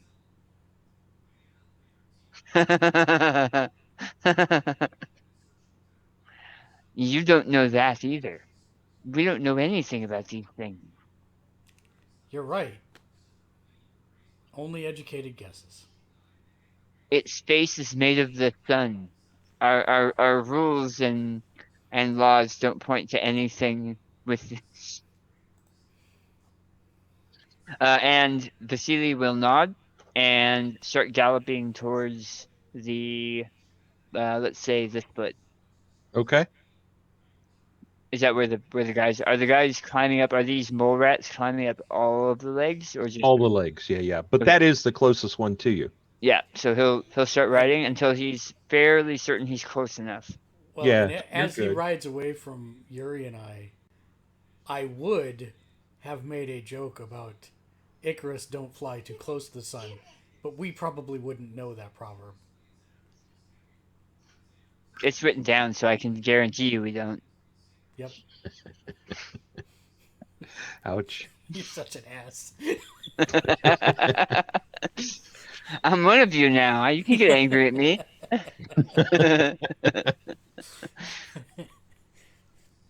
Okay, so it says my range is 96, so I'm gonna have to get as close as possible. Okay, you're good. Okay, and I will take the shot. Okay. Yeah, you definitely hit. And I'm sorry. Shoot! I hope that was the right one. Yeah, why wouldn't it be? I clicked on weapon. Weapon. Now, here's the thing. I'm not sure I did the damage right in the weapons. Or although actually looking at it, I guess I did. Yeah, okay, never mind.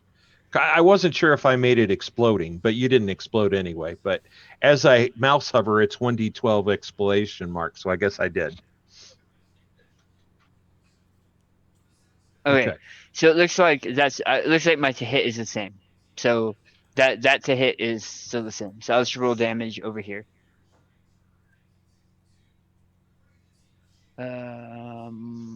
That is not my damage. So slash roll. Well, you can click on in the chat channel. No, he used the wrong. He used the weapon. Oh, I understand. Okay, I understand. So that's my damage. Exploded? Oh, it didn't matter. It didn't matter. So yeah, wow. Yeah, technically that should explode. Wow. So, you shoot the thing and it's just not there anymore. Well, I'll hope that that is a good sign. Did any of the other ones that are doing like climbing next to it, did they swarm over it to get to its attacking spot? Did they look around as if wondering what happened to that one? They just kind of moved through where he was. Okay, so we're talking. How smart am I? Oh, a D8. That's pretty smart. So I'm thinking more like swarm tactics, Yeah. and probably not sentient beings. If they are DBs, because we've encountered some DBs, these are not solo DBs. DBs are humanoids and and do not have an animal intelligence. Right. Um, But these are humanoid, and I didn't know if they had an animal intelligence. yeah, absolutely. Good point. You think maybe they're more animal than they are sentient Okay. or softened. The question is, are they good eats? Well, we'll find out. And I will turn around and come back to the group. It looks like they can be damaged like normal creatures, but I got further up, close to them. They are without number. They are still pouring out of the ground. I do not believe we have enough bullets if we were able to take them out in single shots. That's why I asked how much you had. Not enough here, sadly. Not to throw down the holes and ignite. They aren't that large of barrels. When we started this journey, I had far more. And he'll nod knowingly.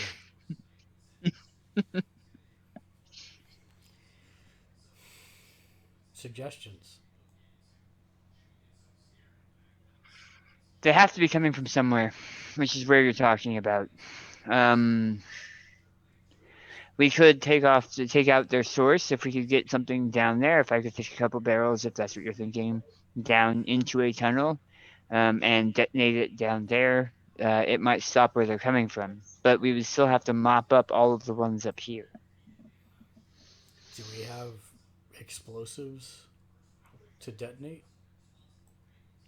That explosives aren't traditionally the weapon of the second.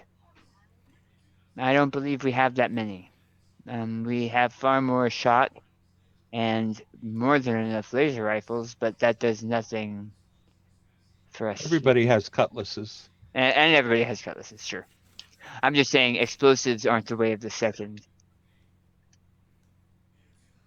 So my guy is smart.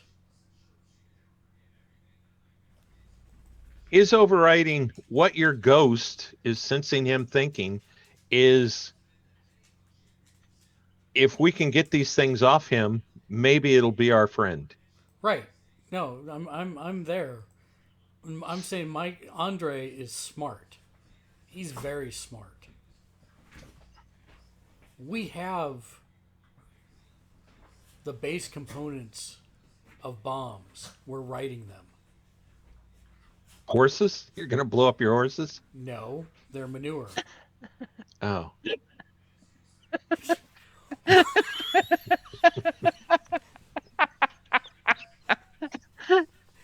This game took a real dark turn somewhere in here. I'm sorry, I didn't know where you were going with that. I was like, how are you gonna... we're riding them. Right. I was like, they produce how are we manure. blow up horses?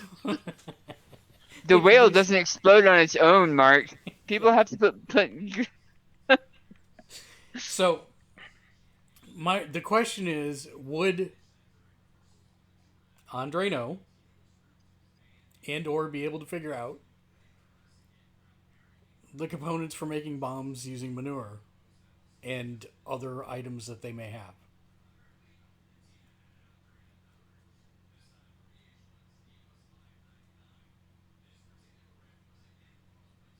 Did I lose? Nope, I'm typing. Oh, okay.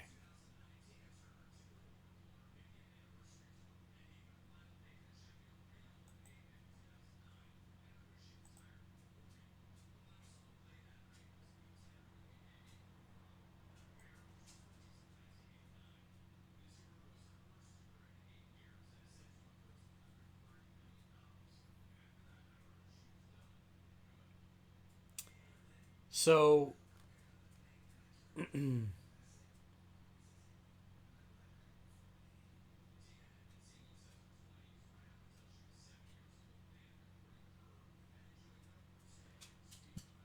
so It is 8:11. You can't have 2 bananas. Love you. Vasily, if we approach at an angle and maintain a cascading firing line, don't you think we'd be able to put an end to them no matter their numbers? I think that it would, if we prepared all of the men for what they were going to see, as you are loving to mention, we have brave men that believe in what they're doing. I think that we could probably bring the number down. But if those creatures don't stop coming out of the ground soon, it won't matter. So hopefully they are reaching their maximum number. Even then, we would be lucky for that creature not to stomp us in the fit. Remember old Hamlin's horse, the old one that got those mites and ticks, and it got so maddened it just stomped everything, including old Tamlin. That's what I'm afraid of happening here. Well, I'm not saying. Let's work on what's coming out of the ground first, and then we can worry about what's on it later. And let's get 2 of those barrels prepped in case we do need to use it as a bomb.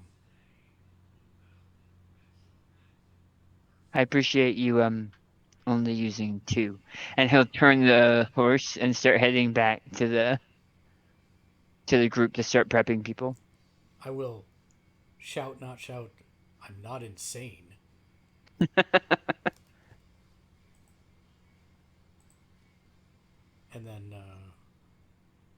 And then I will turn back and ride the 5 minutes back over the other side of the crest of the hill, and I will pull up beside the lieutenants in the front, and I will say,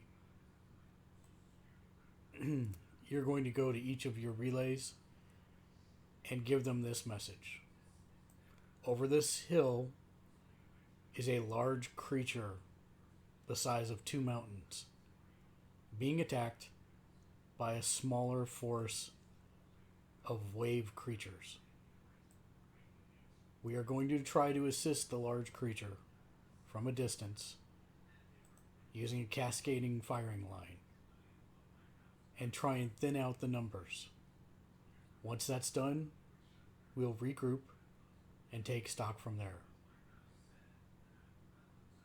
Prepare the men to see something they've not seen before," I say to them. "And let them know that we have the training and the confidence in them to do this and do this right so that no one dies today." And then Are we going on foot or horse? horse. If we're on horse, okay. I want us to be able to make distance if we need to. Okay. Understood. And you see, boom, your orders are being delivered through the host. You see people, adjusting. You see that your armorers, your cooks, your all of the tail to your tooth part of the camp is brought up into a circle, um, and um, you see that all of the gear is being placed in a circle. So people are taking tents and all that kind of stuff off the horses Mm-hmm. and are basically going into combat mode. And all of that left is with that cadre, and which is all an armed cadre. Right. They're using their wagons and their trailers to form a bulwark that they're defending. And as that forms, we're going to turn back, Yuri and I, to the ridge. And when I'm about 20 paces away from anyone else, I'll turn to Yuri and I'll say, "What am I not seeing? What have I missed?"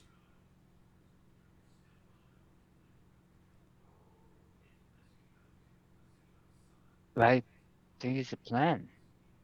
No, Yuri. Oh, Yuri. Did you see the big damn mountain? He will laugh. I saw the mountain. What? You know what I'm asking. It would be a powerful ally. I wonder, is it an animal? Does it think? How do you talk to a mountain? How do you talk to a son? You stand there and say words. We'll figure that part out once we figure out if we can even save the damn thing without getting ourselves killed.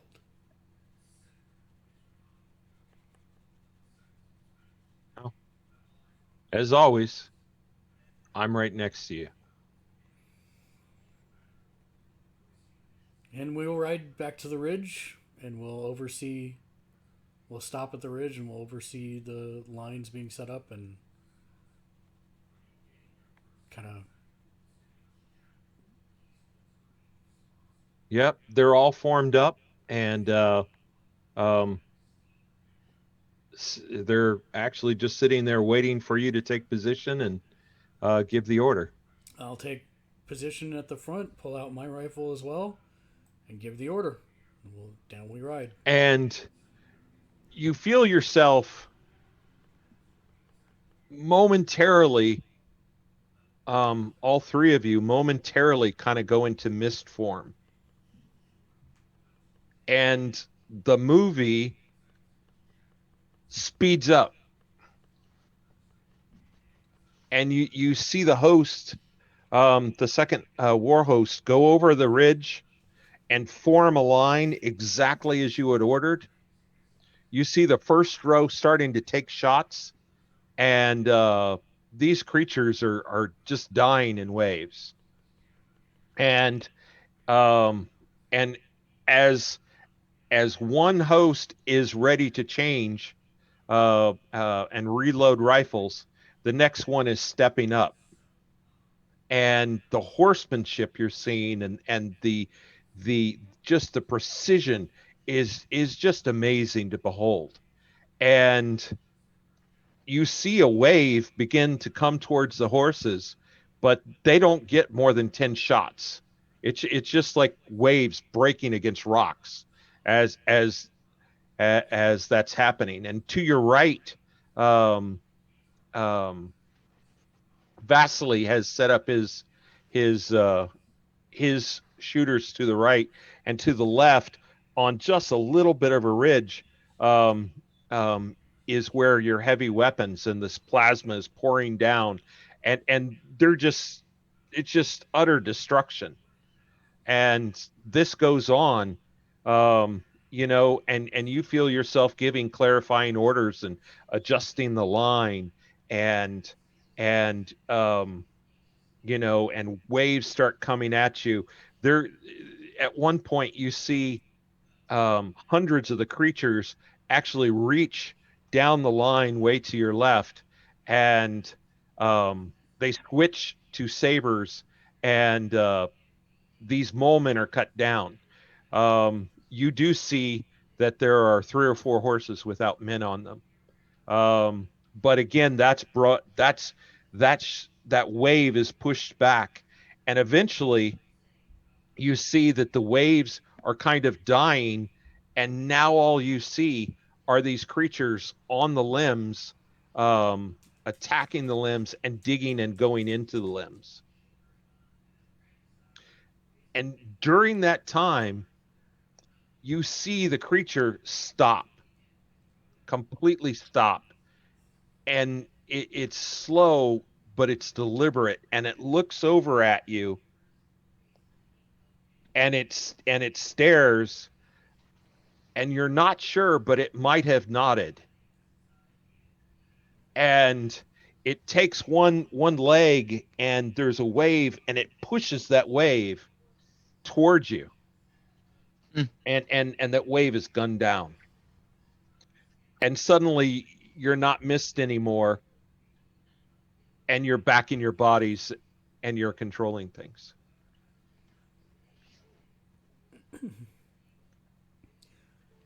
I turn to Yuri and I say, "That's how."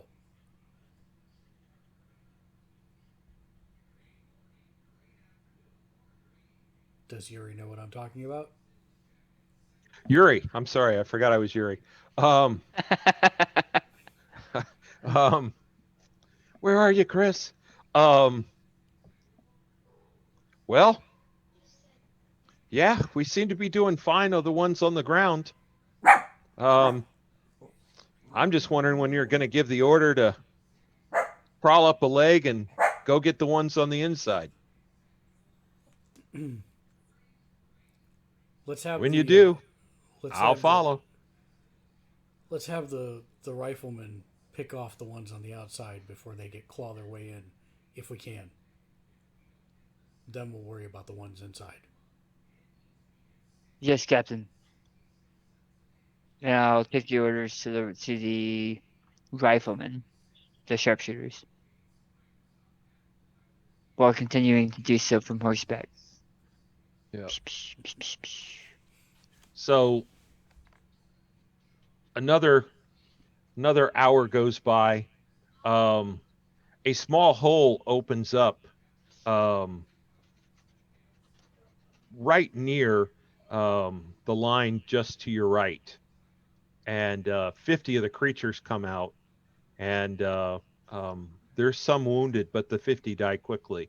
It is apparent that your men are outclassing these things, and it does not appear that these things are MDC creatures. Right. Hmm. So that's when I'm gonna have the first barrel brought up, and I'm gonna adjust the line so that it starts like if the hole is here, I'm gonna adjust the line so it's back to where that hole is, and I'm gonna have that first barrel brought out, thrown down the hole, and have it explode. So there's um, a squad of guys carrying the barrel and others with rifles. They run down the hole. Um, they all come back. It's a fighting withdrawal as they're shooting as they're leaving, and as soon as the last guy is out, uh, the detonation goes off, and you can tell that tunnel's been collapsed, and it was a pretty big explosion. I'll take the binoculars back and look to see at the other holes. Are there smoke coming out, or is that Um, just a localized kind of thing? it's kind of localized. I mean, it's a pretty good. You guys are at rifle range. Right. Um, maybe you saw something. What you really see about the holes is that the nothing's really coming out of them anymore. Okay. It does seem like whatever they have, they've spent, and your guys are easily picking them off the legs Well, you know, pretty much the leg near you, and um, you're going to have to break in detachments or something to clear off the other three legs. Yeah, I'm gonna have Vasily and his best shots work clockwise around the creature, trying to pick off one leg at a time so they don't get swarmed by creatures jumping off the monster or the mountain, I should say. Um, Mm-hmm. Yeah, that takes an hour or two. yeah, You see the mountain is still dancing and occasionally shaking a foot. He makes no aggressive moves towards you, and when he's stomping and stuff, it actually does seem that he is trying to stay away from you and your host. And um, so it does appear that there's a fair amount that must be in him that are causing him a great deal of pain. um, I'm going to look at Yuri and I'll say, let's go talk to the sun.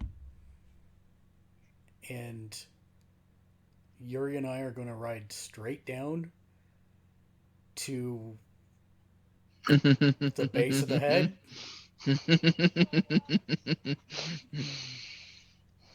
and I will shout up to it and I will say, we want to help. You see the stone eye form on the part of the mountain closest to you, and um, a slow, rumbling voice says, "They are inside me. They are getting close to my heart.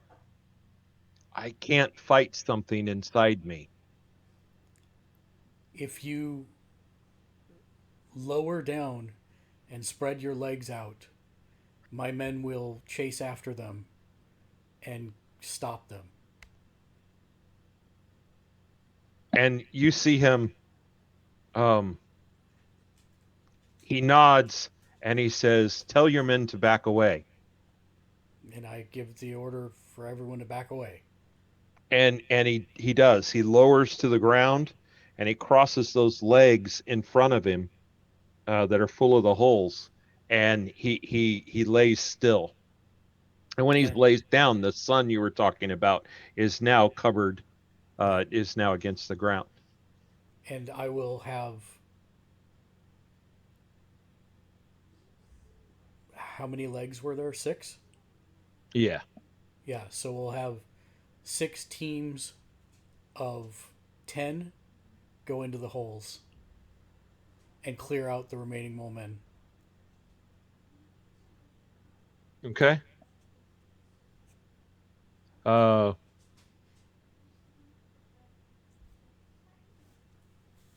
Yuri looks over at you and says, "Which hole are we going in?" The the ones right in front of us. All right. And I will sabers at the ready, but I am actually going to keep the rifle out. And then if I get close enough to one, then I'll switch to saber.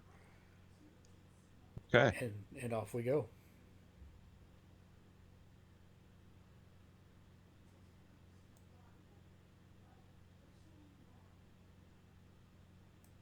Okay. All right. So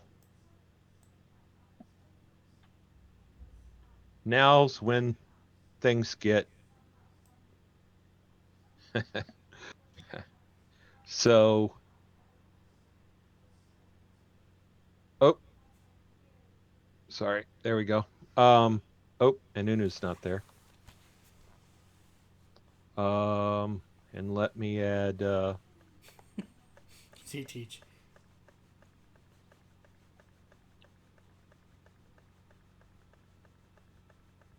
I hope I spelled that right. Let me see. Huh, I did. We don't see it. Oh, There you now go. it's there. Yeah, I was pausing to make sure I'd spelled it right. All right. So let me do that again.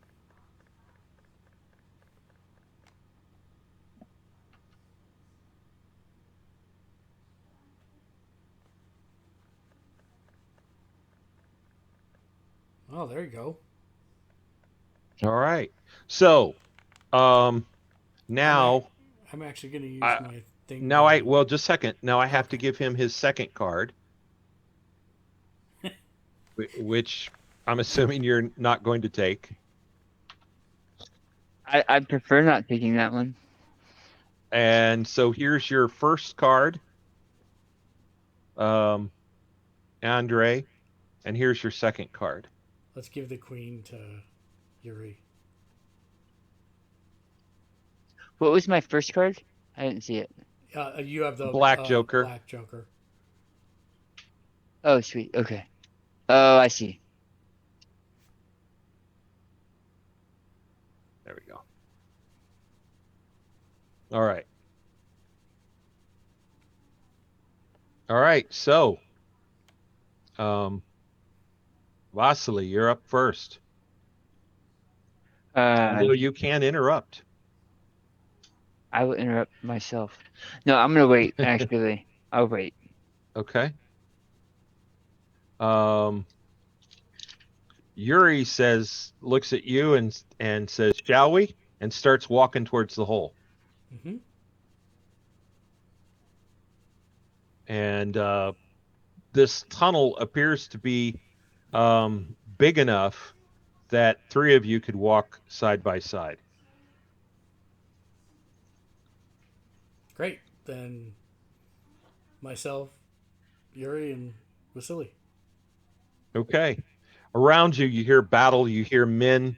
You hear your other teams going in. There's obviously a team behind you coming, and on you guys go. Just ahead of you, you see some of these creatures turn around and start running at you. They're coming right for us. Let's shoot them. All right. So, Vasily, you want to do some shootings? Yes. That he absolutely does. Whoop.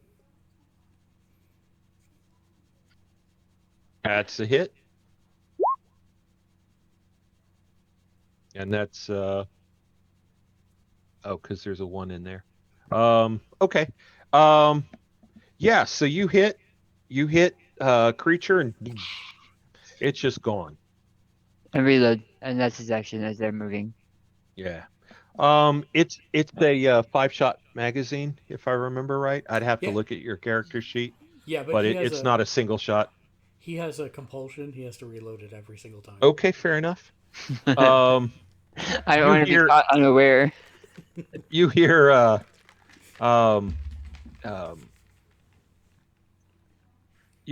Yuri shooting right next to you, and creatures are dying. And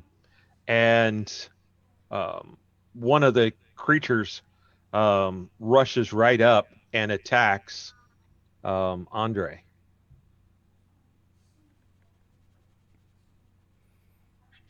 And misses. One of his claws scrapes against some armor you've got on your chest and doesn't seem to do anything. Now, Andre? Andre will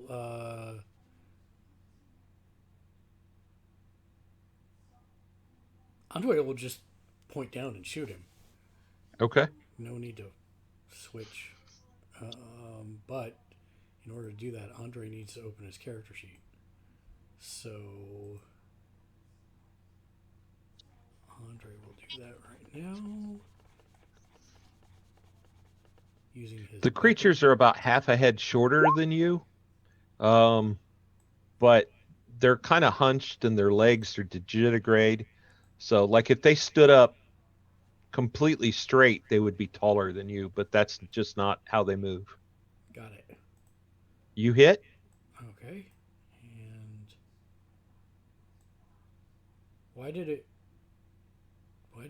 do it twice? Oh no, that's Vasily. Sorry, I didn't scroll all the way down. Okay, roll damage. 9. And he's dead. Oh, he Okay. just falls. This fighting continues, and you continue like this, fighting through the tunnels, and you've lost all sense of direction, and you've now come to a spot where the tunnel goes both left and right, and Yuri looks at you and kind of does a shrug, like, "What now?" Is the wind blowing through the tunnel? I mean, they're both obviously carved by these creatures. Yes. Although the tunnel to the right feels warmer. Well, that's the direction we'll head. Okay. Um, What? um,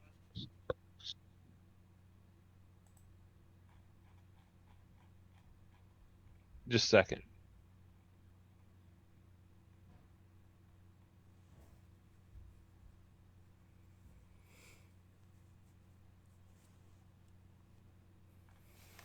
Okay.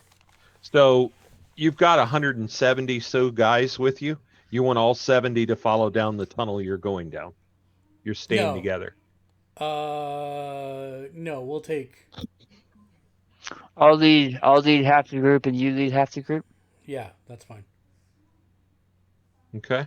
So I'll point All right. Vasily and 40 of them to the left, and we'll take the other 35 to the right. No.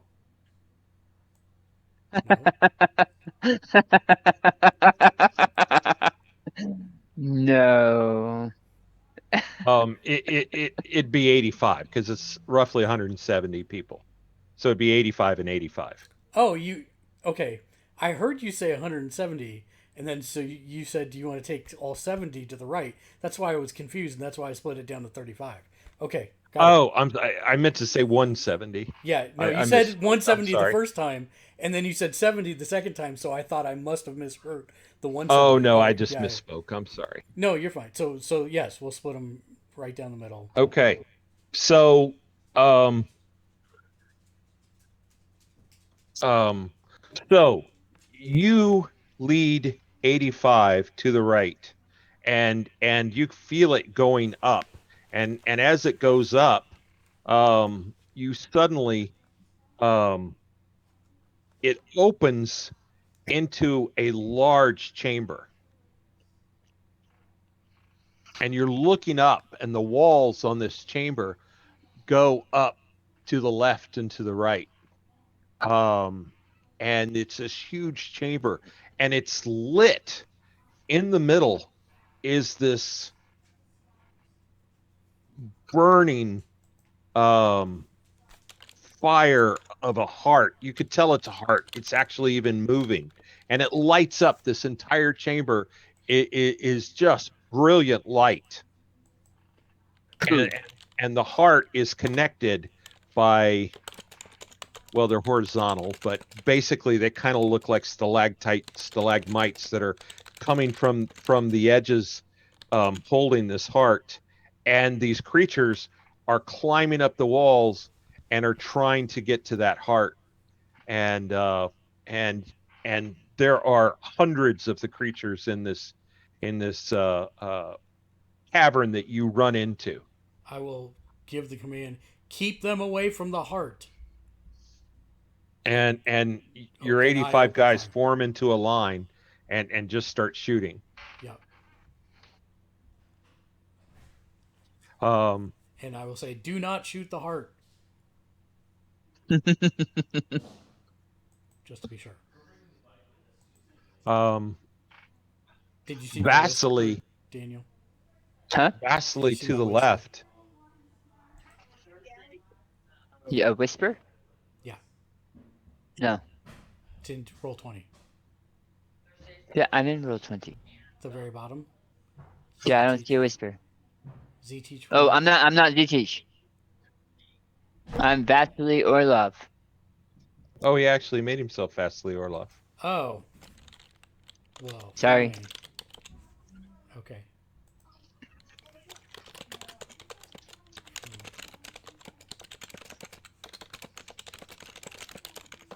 There you go. Did you get it now? Nice. Okay. Nice. Just Screw you. go ahead, Daniel. Or go ahead, John. Sorry. As you go to the left, Yes. you see up ahead a tunnel, and these creatures are coming out of it. And men near you are starting to shoot. And Finish them, boys. Bop, bop, bop, bop, bop. there we go. Couple everything. There we go. Finish them for the hunt. All right. So your second card is a king. I'm going to guess you want that. Yep. And I'm sorry. There we go. Boom. Okay. What was the first card? A 5, I think. It Okay. was a number card. Yep. And then I'll draw 2. Yes. So your first one you draw is a red joker. That's going to Sveta's character. Healy. Really? And your second card is a queen. Yuri. Yeah, well, sadly I can't do anything with it. Okay. You can give it to an extra, so we can assume you gave that to one of your lieutenants. Yes, that's exactly what I do.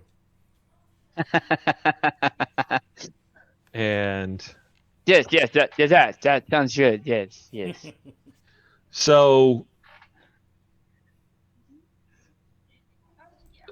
Yuri is in one hand he's holding the banner, and in the other hand you see him just shooting up at these things towards where they're near the heart. And I'll get to Z-Teach since he's in another area in a minute. Several here? No, he's just gonna catch everything on fire. Well, I didn't change the name, so so Vasily, I'll get to him in a minute. So some of these creatures come up, and as they come up, there's a spike on the end of that banner, and Yuri takes that spike and he's actually using it as a weapon. And Query. And this is very important. Could I give my second card to ZT to Vasily? To lower his speed? Technically, you could. I know. I figured that out, but I was just sorry. Technically, you could. So you would give it to me, and then because it was under 5, I would be able to get a new card. It wasn't under 5. That was the whole point. Okay. It was a queen, anyways. It would just lowered you by 1. It's not like you would have. You see to your left, 3 guys are pulled down under the weight of some of these creatures, and for the most part, you're thinning out what's here, and so Vasily, you see this tunnel, and you've kind of cleared all the shots, kind of cleared the tunnel, and you race up there, and you see down the tunnel more is coming, and you see ahead of you, you see the end of the tunnel, and you see that a bright glow is coming from that direction. Where they're headed? Right. So you're in a tunnel, and if you stay in your tunnel, you'll end up basically in the cavern that Andre is in, right? And you see the light coming from there. To your left, to get there, there's another tunnel, and there's a wave of these creatures coming up that way. So in short And form, they're going to flank us unless you stop them. this tunnel is slow. Is Sorry, not slow. Large. I'm Yeah. slow. yeah, you can get about 3 or 4 guys sideways. And is it abreast. Is it reasonably normal stone? Yes, it's hard granite, Was this something marble. that the mole men dug through, or was this here originally? Does it It seem? looks like the moment dug through it. So while it is full rock, it may not be 100% stable. That's correct. I'm gonna look for any type of thing that I might be able to cave in. Is there Actually between the cavern and between that tunnel, you actually see a spot that it looks like it's weak, and you could, if you did enough damage to that spot, it would cave in. Okay. I will tell my men go, like run towards the cavern, and I will myself and a couple extras just in case will move to take a shot at that weak point to collapse it, just in case I fail, because Okay. I've been on this earth a long time and failure happens. All right. So make your roll.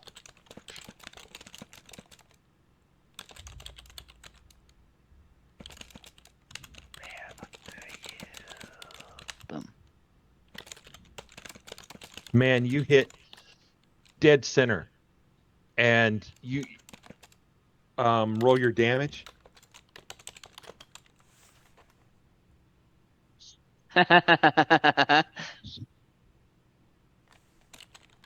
And so there's a moment where you become green mist, and as you start to shoot,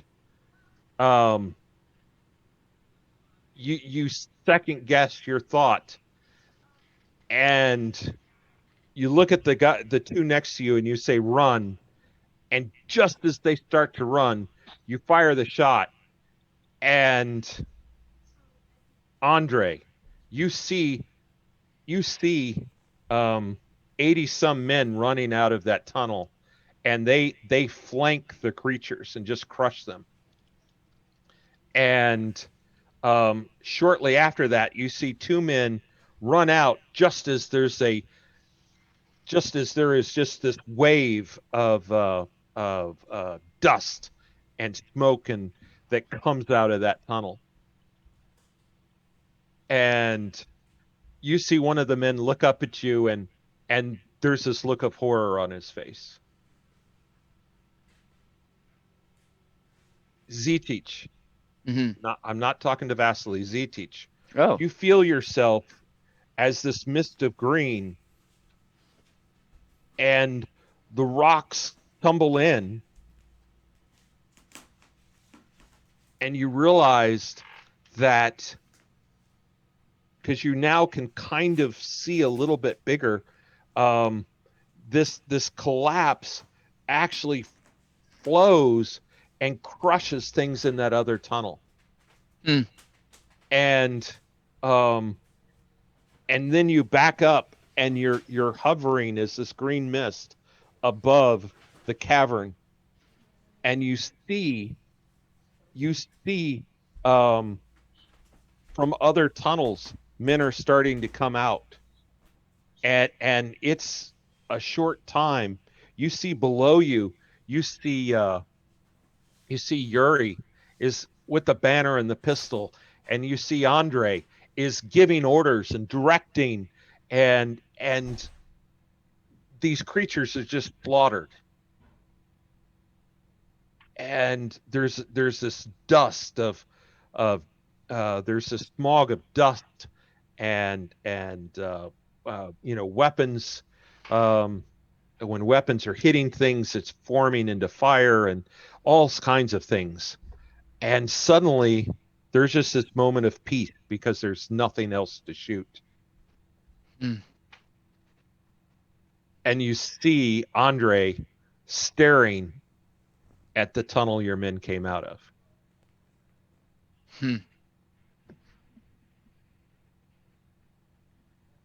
I like that. Andre?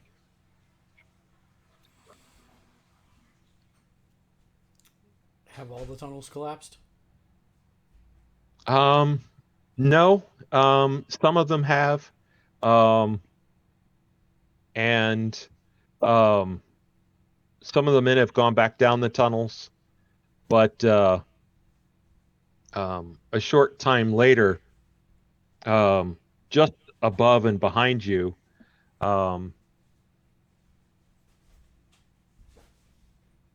you see an eye form.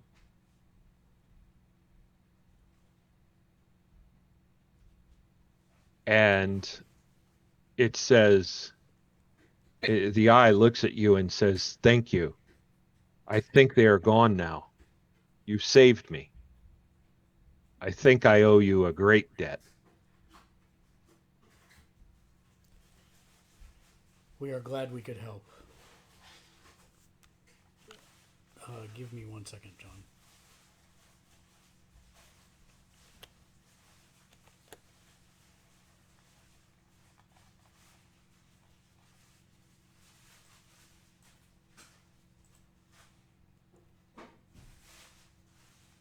We are the second war host of the Zaporozhian host. My name is Andre. Do you have a name? You hear rumbles and rocks grinding together for a minute and a half. "That is my name." I'm afraid I cannot pronounce that. Would it be alright if we call you Mountain? "I am fine. I am a mountain. I agree to this."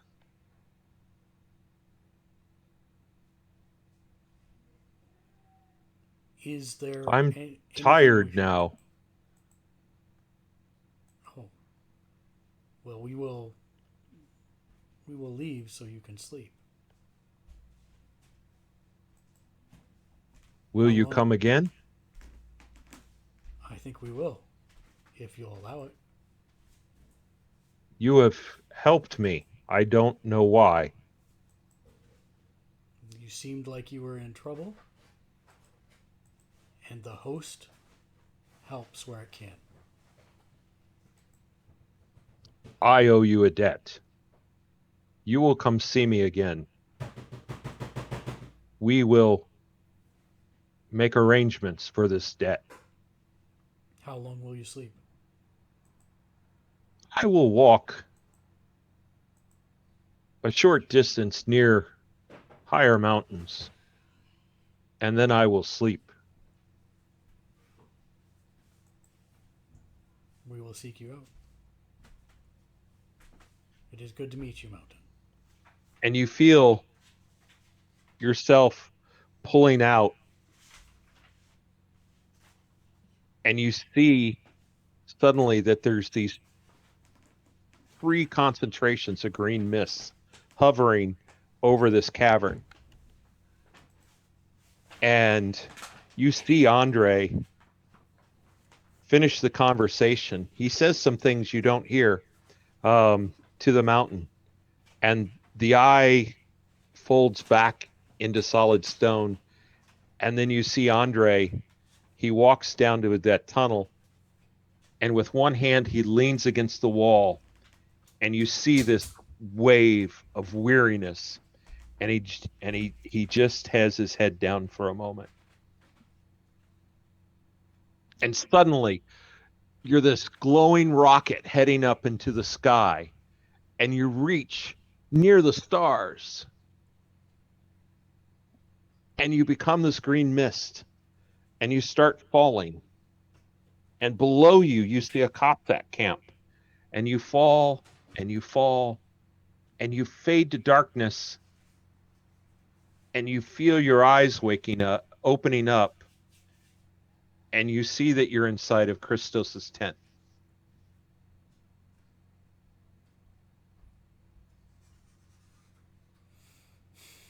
I take a deep breath, and I turn to Z-Teach. Is he awake? Is Z Teach awake? Yeah. Yeah. Yes, everybody's awake. And I nod and I say, books?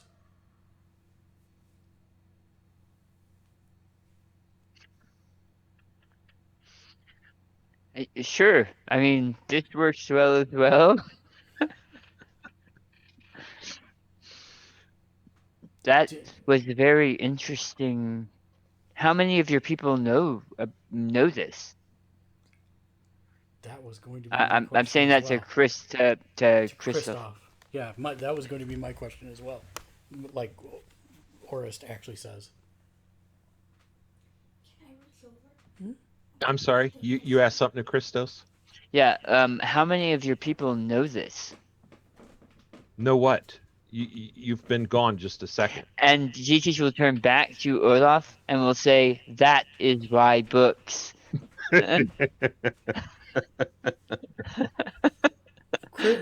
Orist will like close his eyes for a moment and say, "What did you think was going to happen, Christoph?"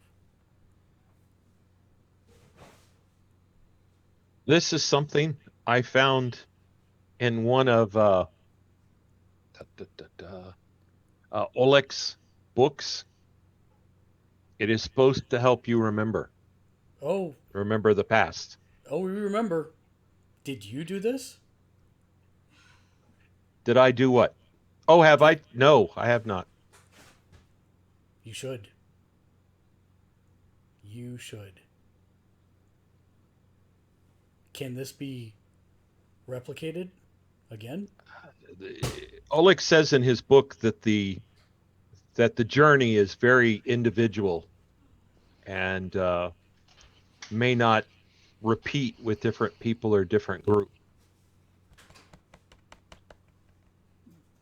I will turn to Z-Teach and Zveta and I will say, Andre, Vasily,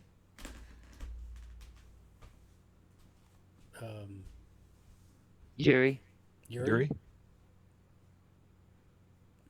Are any of those people familiar to you two? Oh, I see what you're asking. Yes, but at least to me, I know those names from what I experienced as well. And I look to Zveta. Yes, I was Yuri. But he did say, Christos did say we needed to drink them all at the same time. So that may be why this individual experience was the three of us. And all three of you have been to the mountain. Also true. All three of us have met the mountain. Mm-hmm. So the room that we weren't supposed to touch, that was Oleg. Mm-hmm. I remembered it as Orlov.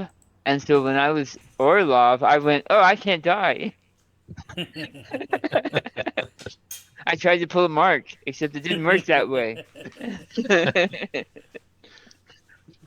No, you know what's funny is I had a vision for what the story I wanted to tell, and As usual, you we know, completely derailed it. no, you guys made the exact decisions at the exact times that I was hoping you would, including the I'm going to cave in the cave on myself. I absolutely, that's how I envisioned that. And matter of fact, I was trying to figure out how I was going to arrange for that to happen, and boom, it just did. I And like it. I like it when that happens. I'm happy that we were able to play into your hand. Yeah. Yeah. Yeah. Or or read your tells. So also fair. yeah, there was one else. I did try to push you for that one. Because we were lost. Yeah. No, I get that. It was, and you're right. That is an Oh. overwhelming odds. You know, the funny part is I said something and you two didn't understand what I said at all. You took me literally there, and I was meaning that John hides, like he has tells, not literally /T, but he has tells Right, of right. what he's intending, and we can read those too. Oh, right. Yeah, yeah. That too, Yes, probably. Yeah, yes, but yeah. yes, I the probably one do. tell That's was why I don't helpful. play Yes, poker. yes, no, That's why I don't play poker. no. Um, But no, I really like that. That was very cool. um, when did you get? When did you get the? When did you get the? I get what's happening moment. Did you have a I get what's happening moment? Oh, with Like, the mountain? Yeah, with the mountain, with the characters, with the. oh, from the time that you were making the bombs not bomb sound. Oh, I mean, okay, okay. Yeah. I mean, I figured it's a mountain. We talk to a mountain. We have a moving mountain. I yeah. figured it could have been that. I didn't know if like there was a little bit of doubt, and when the eye popped out, and I used the same picture, I didn't know if it was like, yep, okay, that's it. Well, that's why I was joking. Let's go talk to the sun, because normally before it would have been let's go talk to a mountain. Right. Right. Yeah. Um. Yeah. No, Anyway, I very much I enjoyed thought that. you would enjoy that. Now you know how that happened. And then I'm going to insist that Christoph mix it, and we'll watch over him for the 3 seconds he's gone. Has he ever been to the mountain? Yes, Yes, Okay. I found he's that out. actually been. I found that out while you were not here. Okay. Like when I didn't know you He's were sitting actually next been to me. inside Oleg's room, Okay. Because I, which remember how it was magically sealed. So Right. that should tell you something. Right. Um, we picked his locks.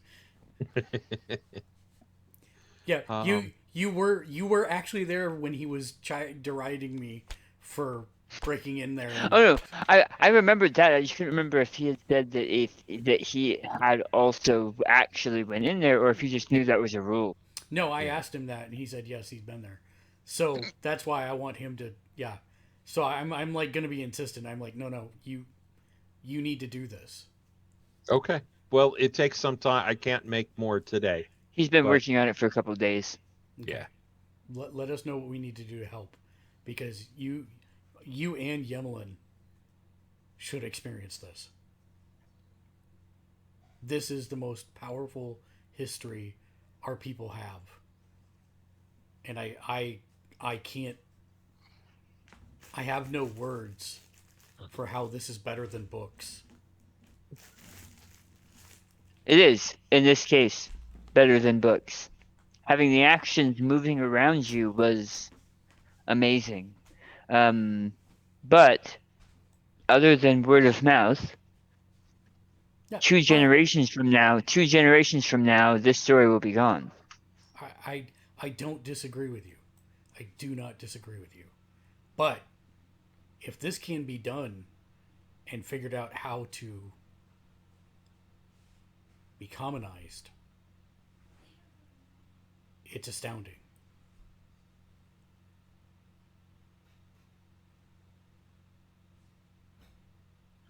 Peachy has one more action that he's going to do before the end of the game. Okay. He's going to, like, something will cross over his face, like he just realized something, and he'll go and start pouring through all of the. If you remember, he got like 3 or 4 giant bags of spell components. Right.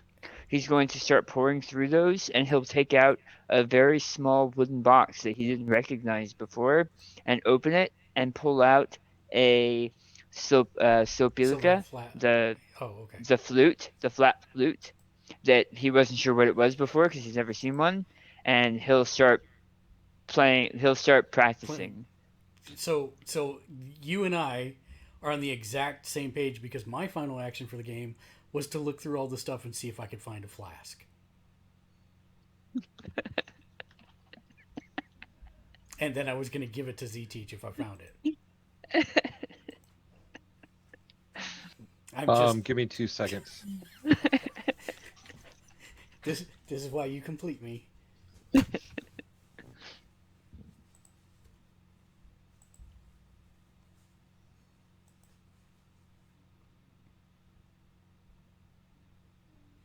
That is absolutely hilarious. This is a good one. I was really wondering how you were going to do the flashbacks. I'm really a fan of that. That was awesome. I'm glad you like that. Wow. I don't know where the the green mist came from, but that's just how I saw it in my head. I will actually turn to Z Teach and say 392 did not make it.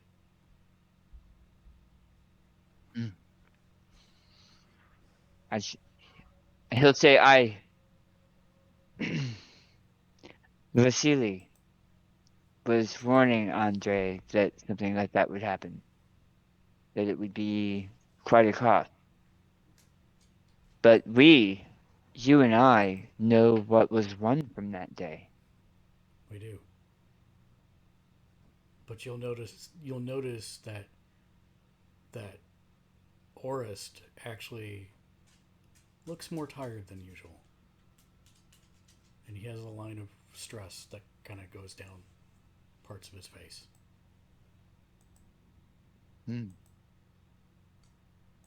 Zizich will look at Oris, and he'll put an arm on his shoulder, and he'll say, "You do worry too much." And he'll turn and start to walk away. And then before he gets out of earshot, he will say, "Conceited ass." And scene.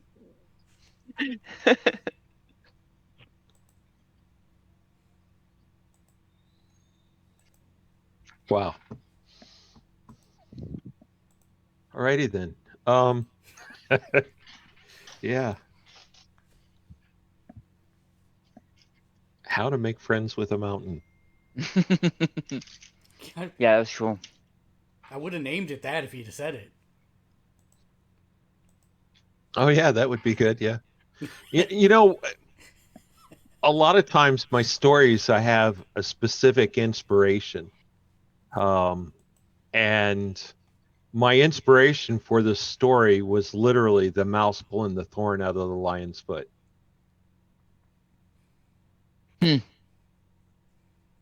Except this time the thorn was digging into the lion's leg. Well, yeah, I didn't say I take it literally. That certainly was the inspiration.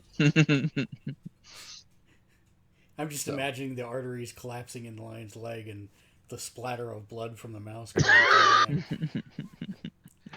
Is it bad that that's where my mind goes? Because that's what it Yeah. does. Yeah. Well, that's gonna bring us to the end of tonight's show. Thank you everybody for watching. As always, if you'd like to support us and our very strange senses of humor, you can do so by clicking the follow or subscribe button on Twitch. On YouTube, make sure you hit the like, subscribe, leave a comment, and let us know what you liked about the show. Make sure to hit the bell so that you get notified every time we upload new content, which is almost every day of the week, Monday through Friday. And then last but not least, if you'd like to support us on Patreon, you can do so. Patreon.com/Gamersledge, where you can get your name on every single show that we do, just like these fine folks coming up. For John, for Daniel, and myself, thanks for watching. Until next time, game on. Game on.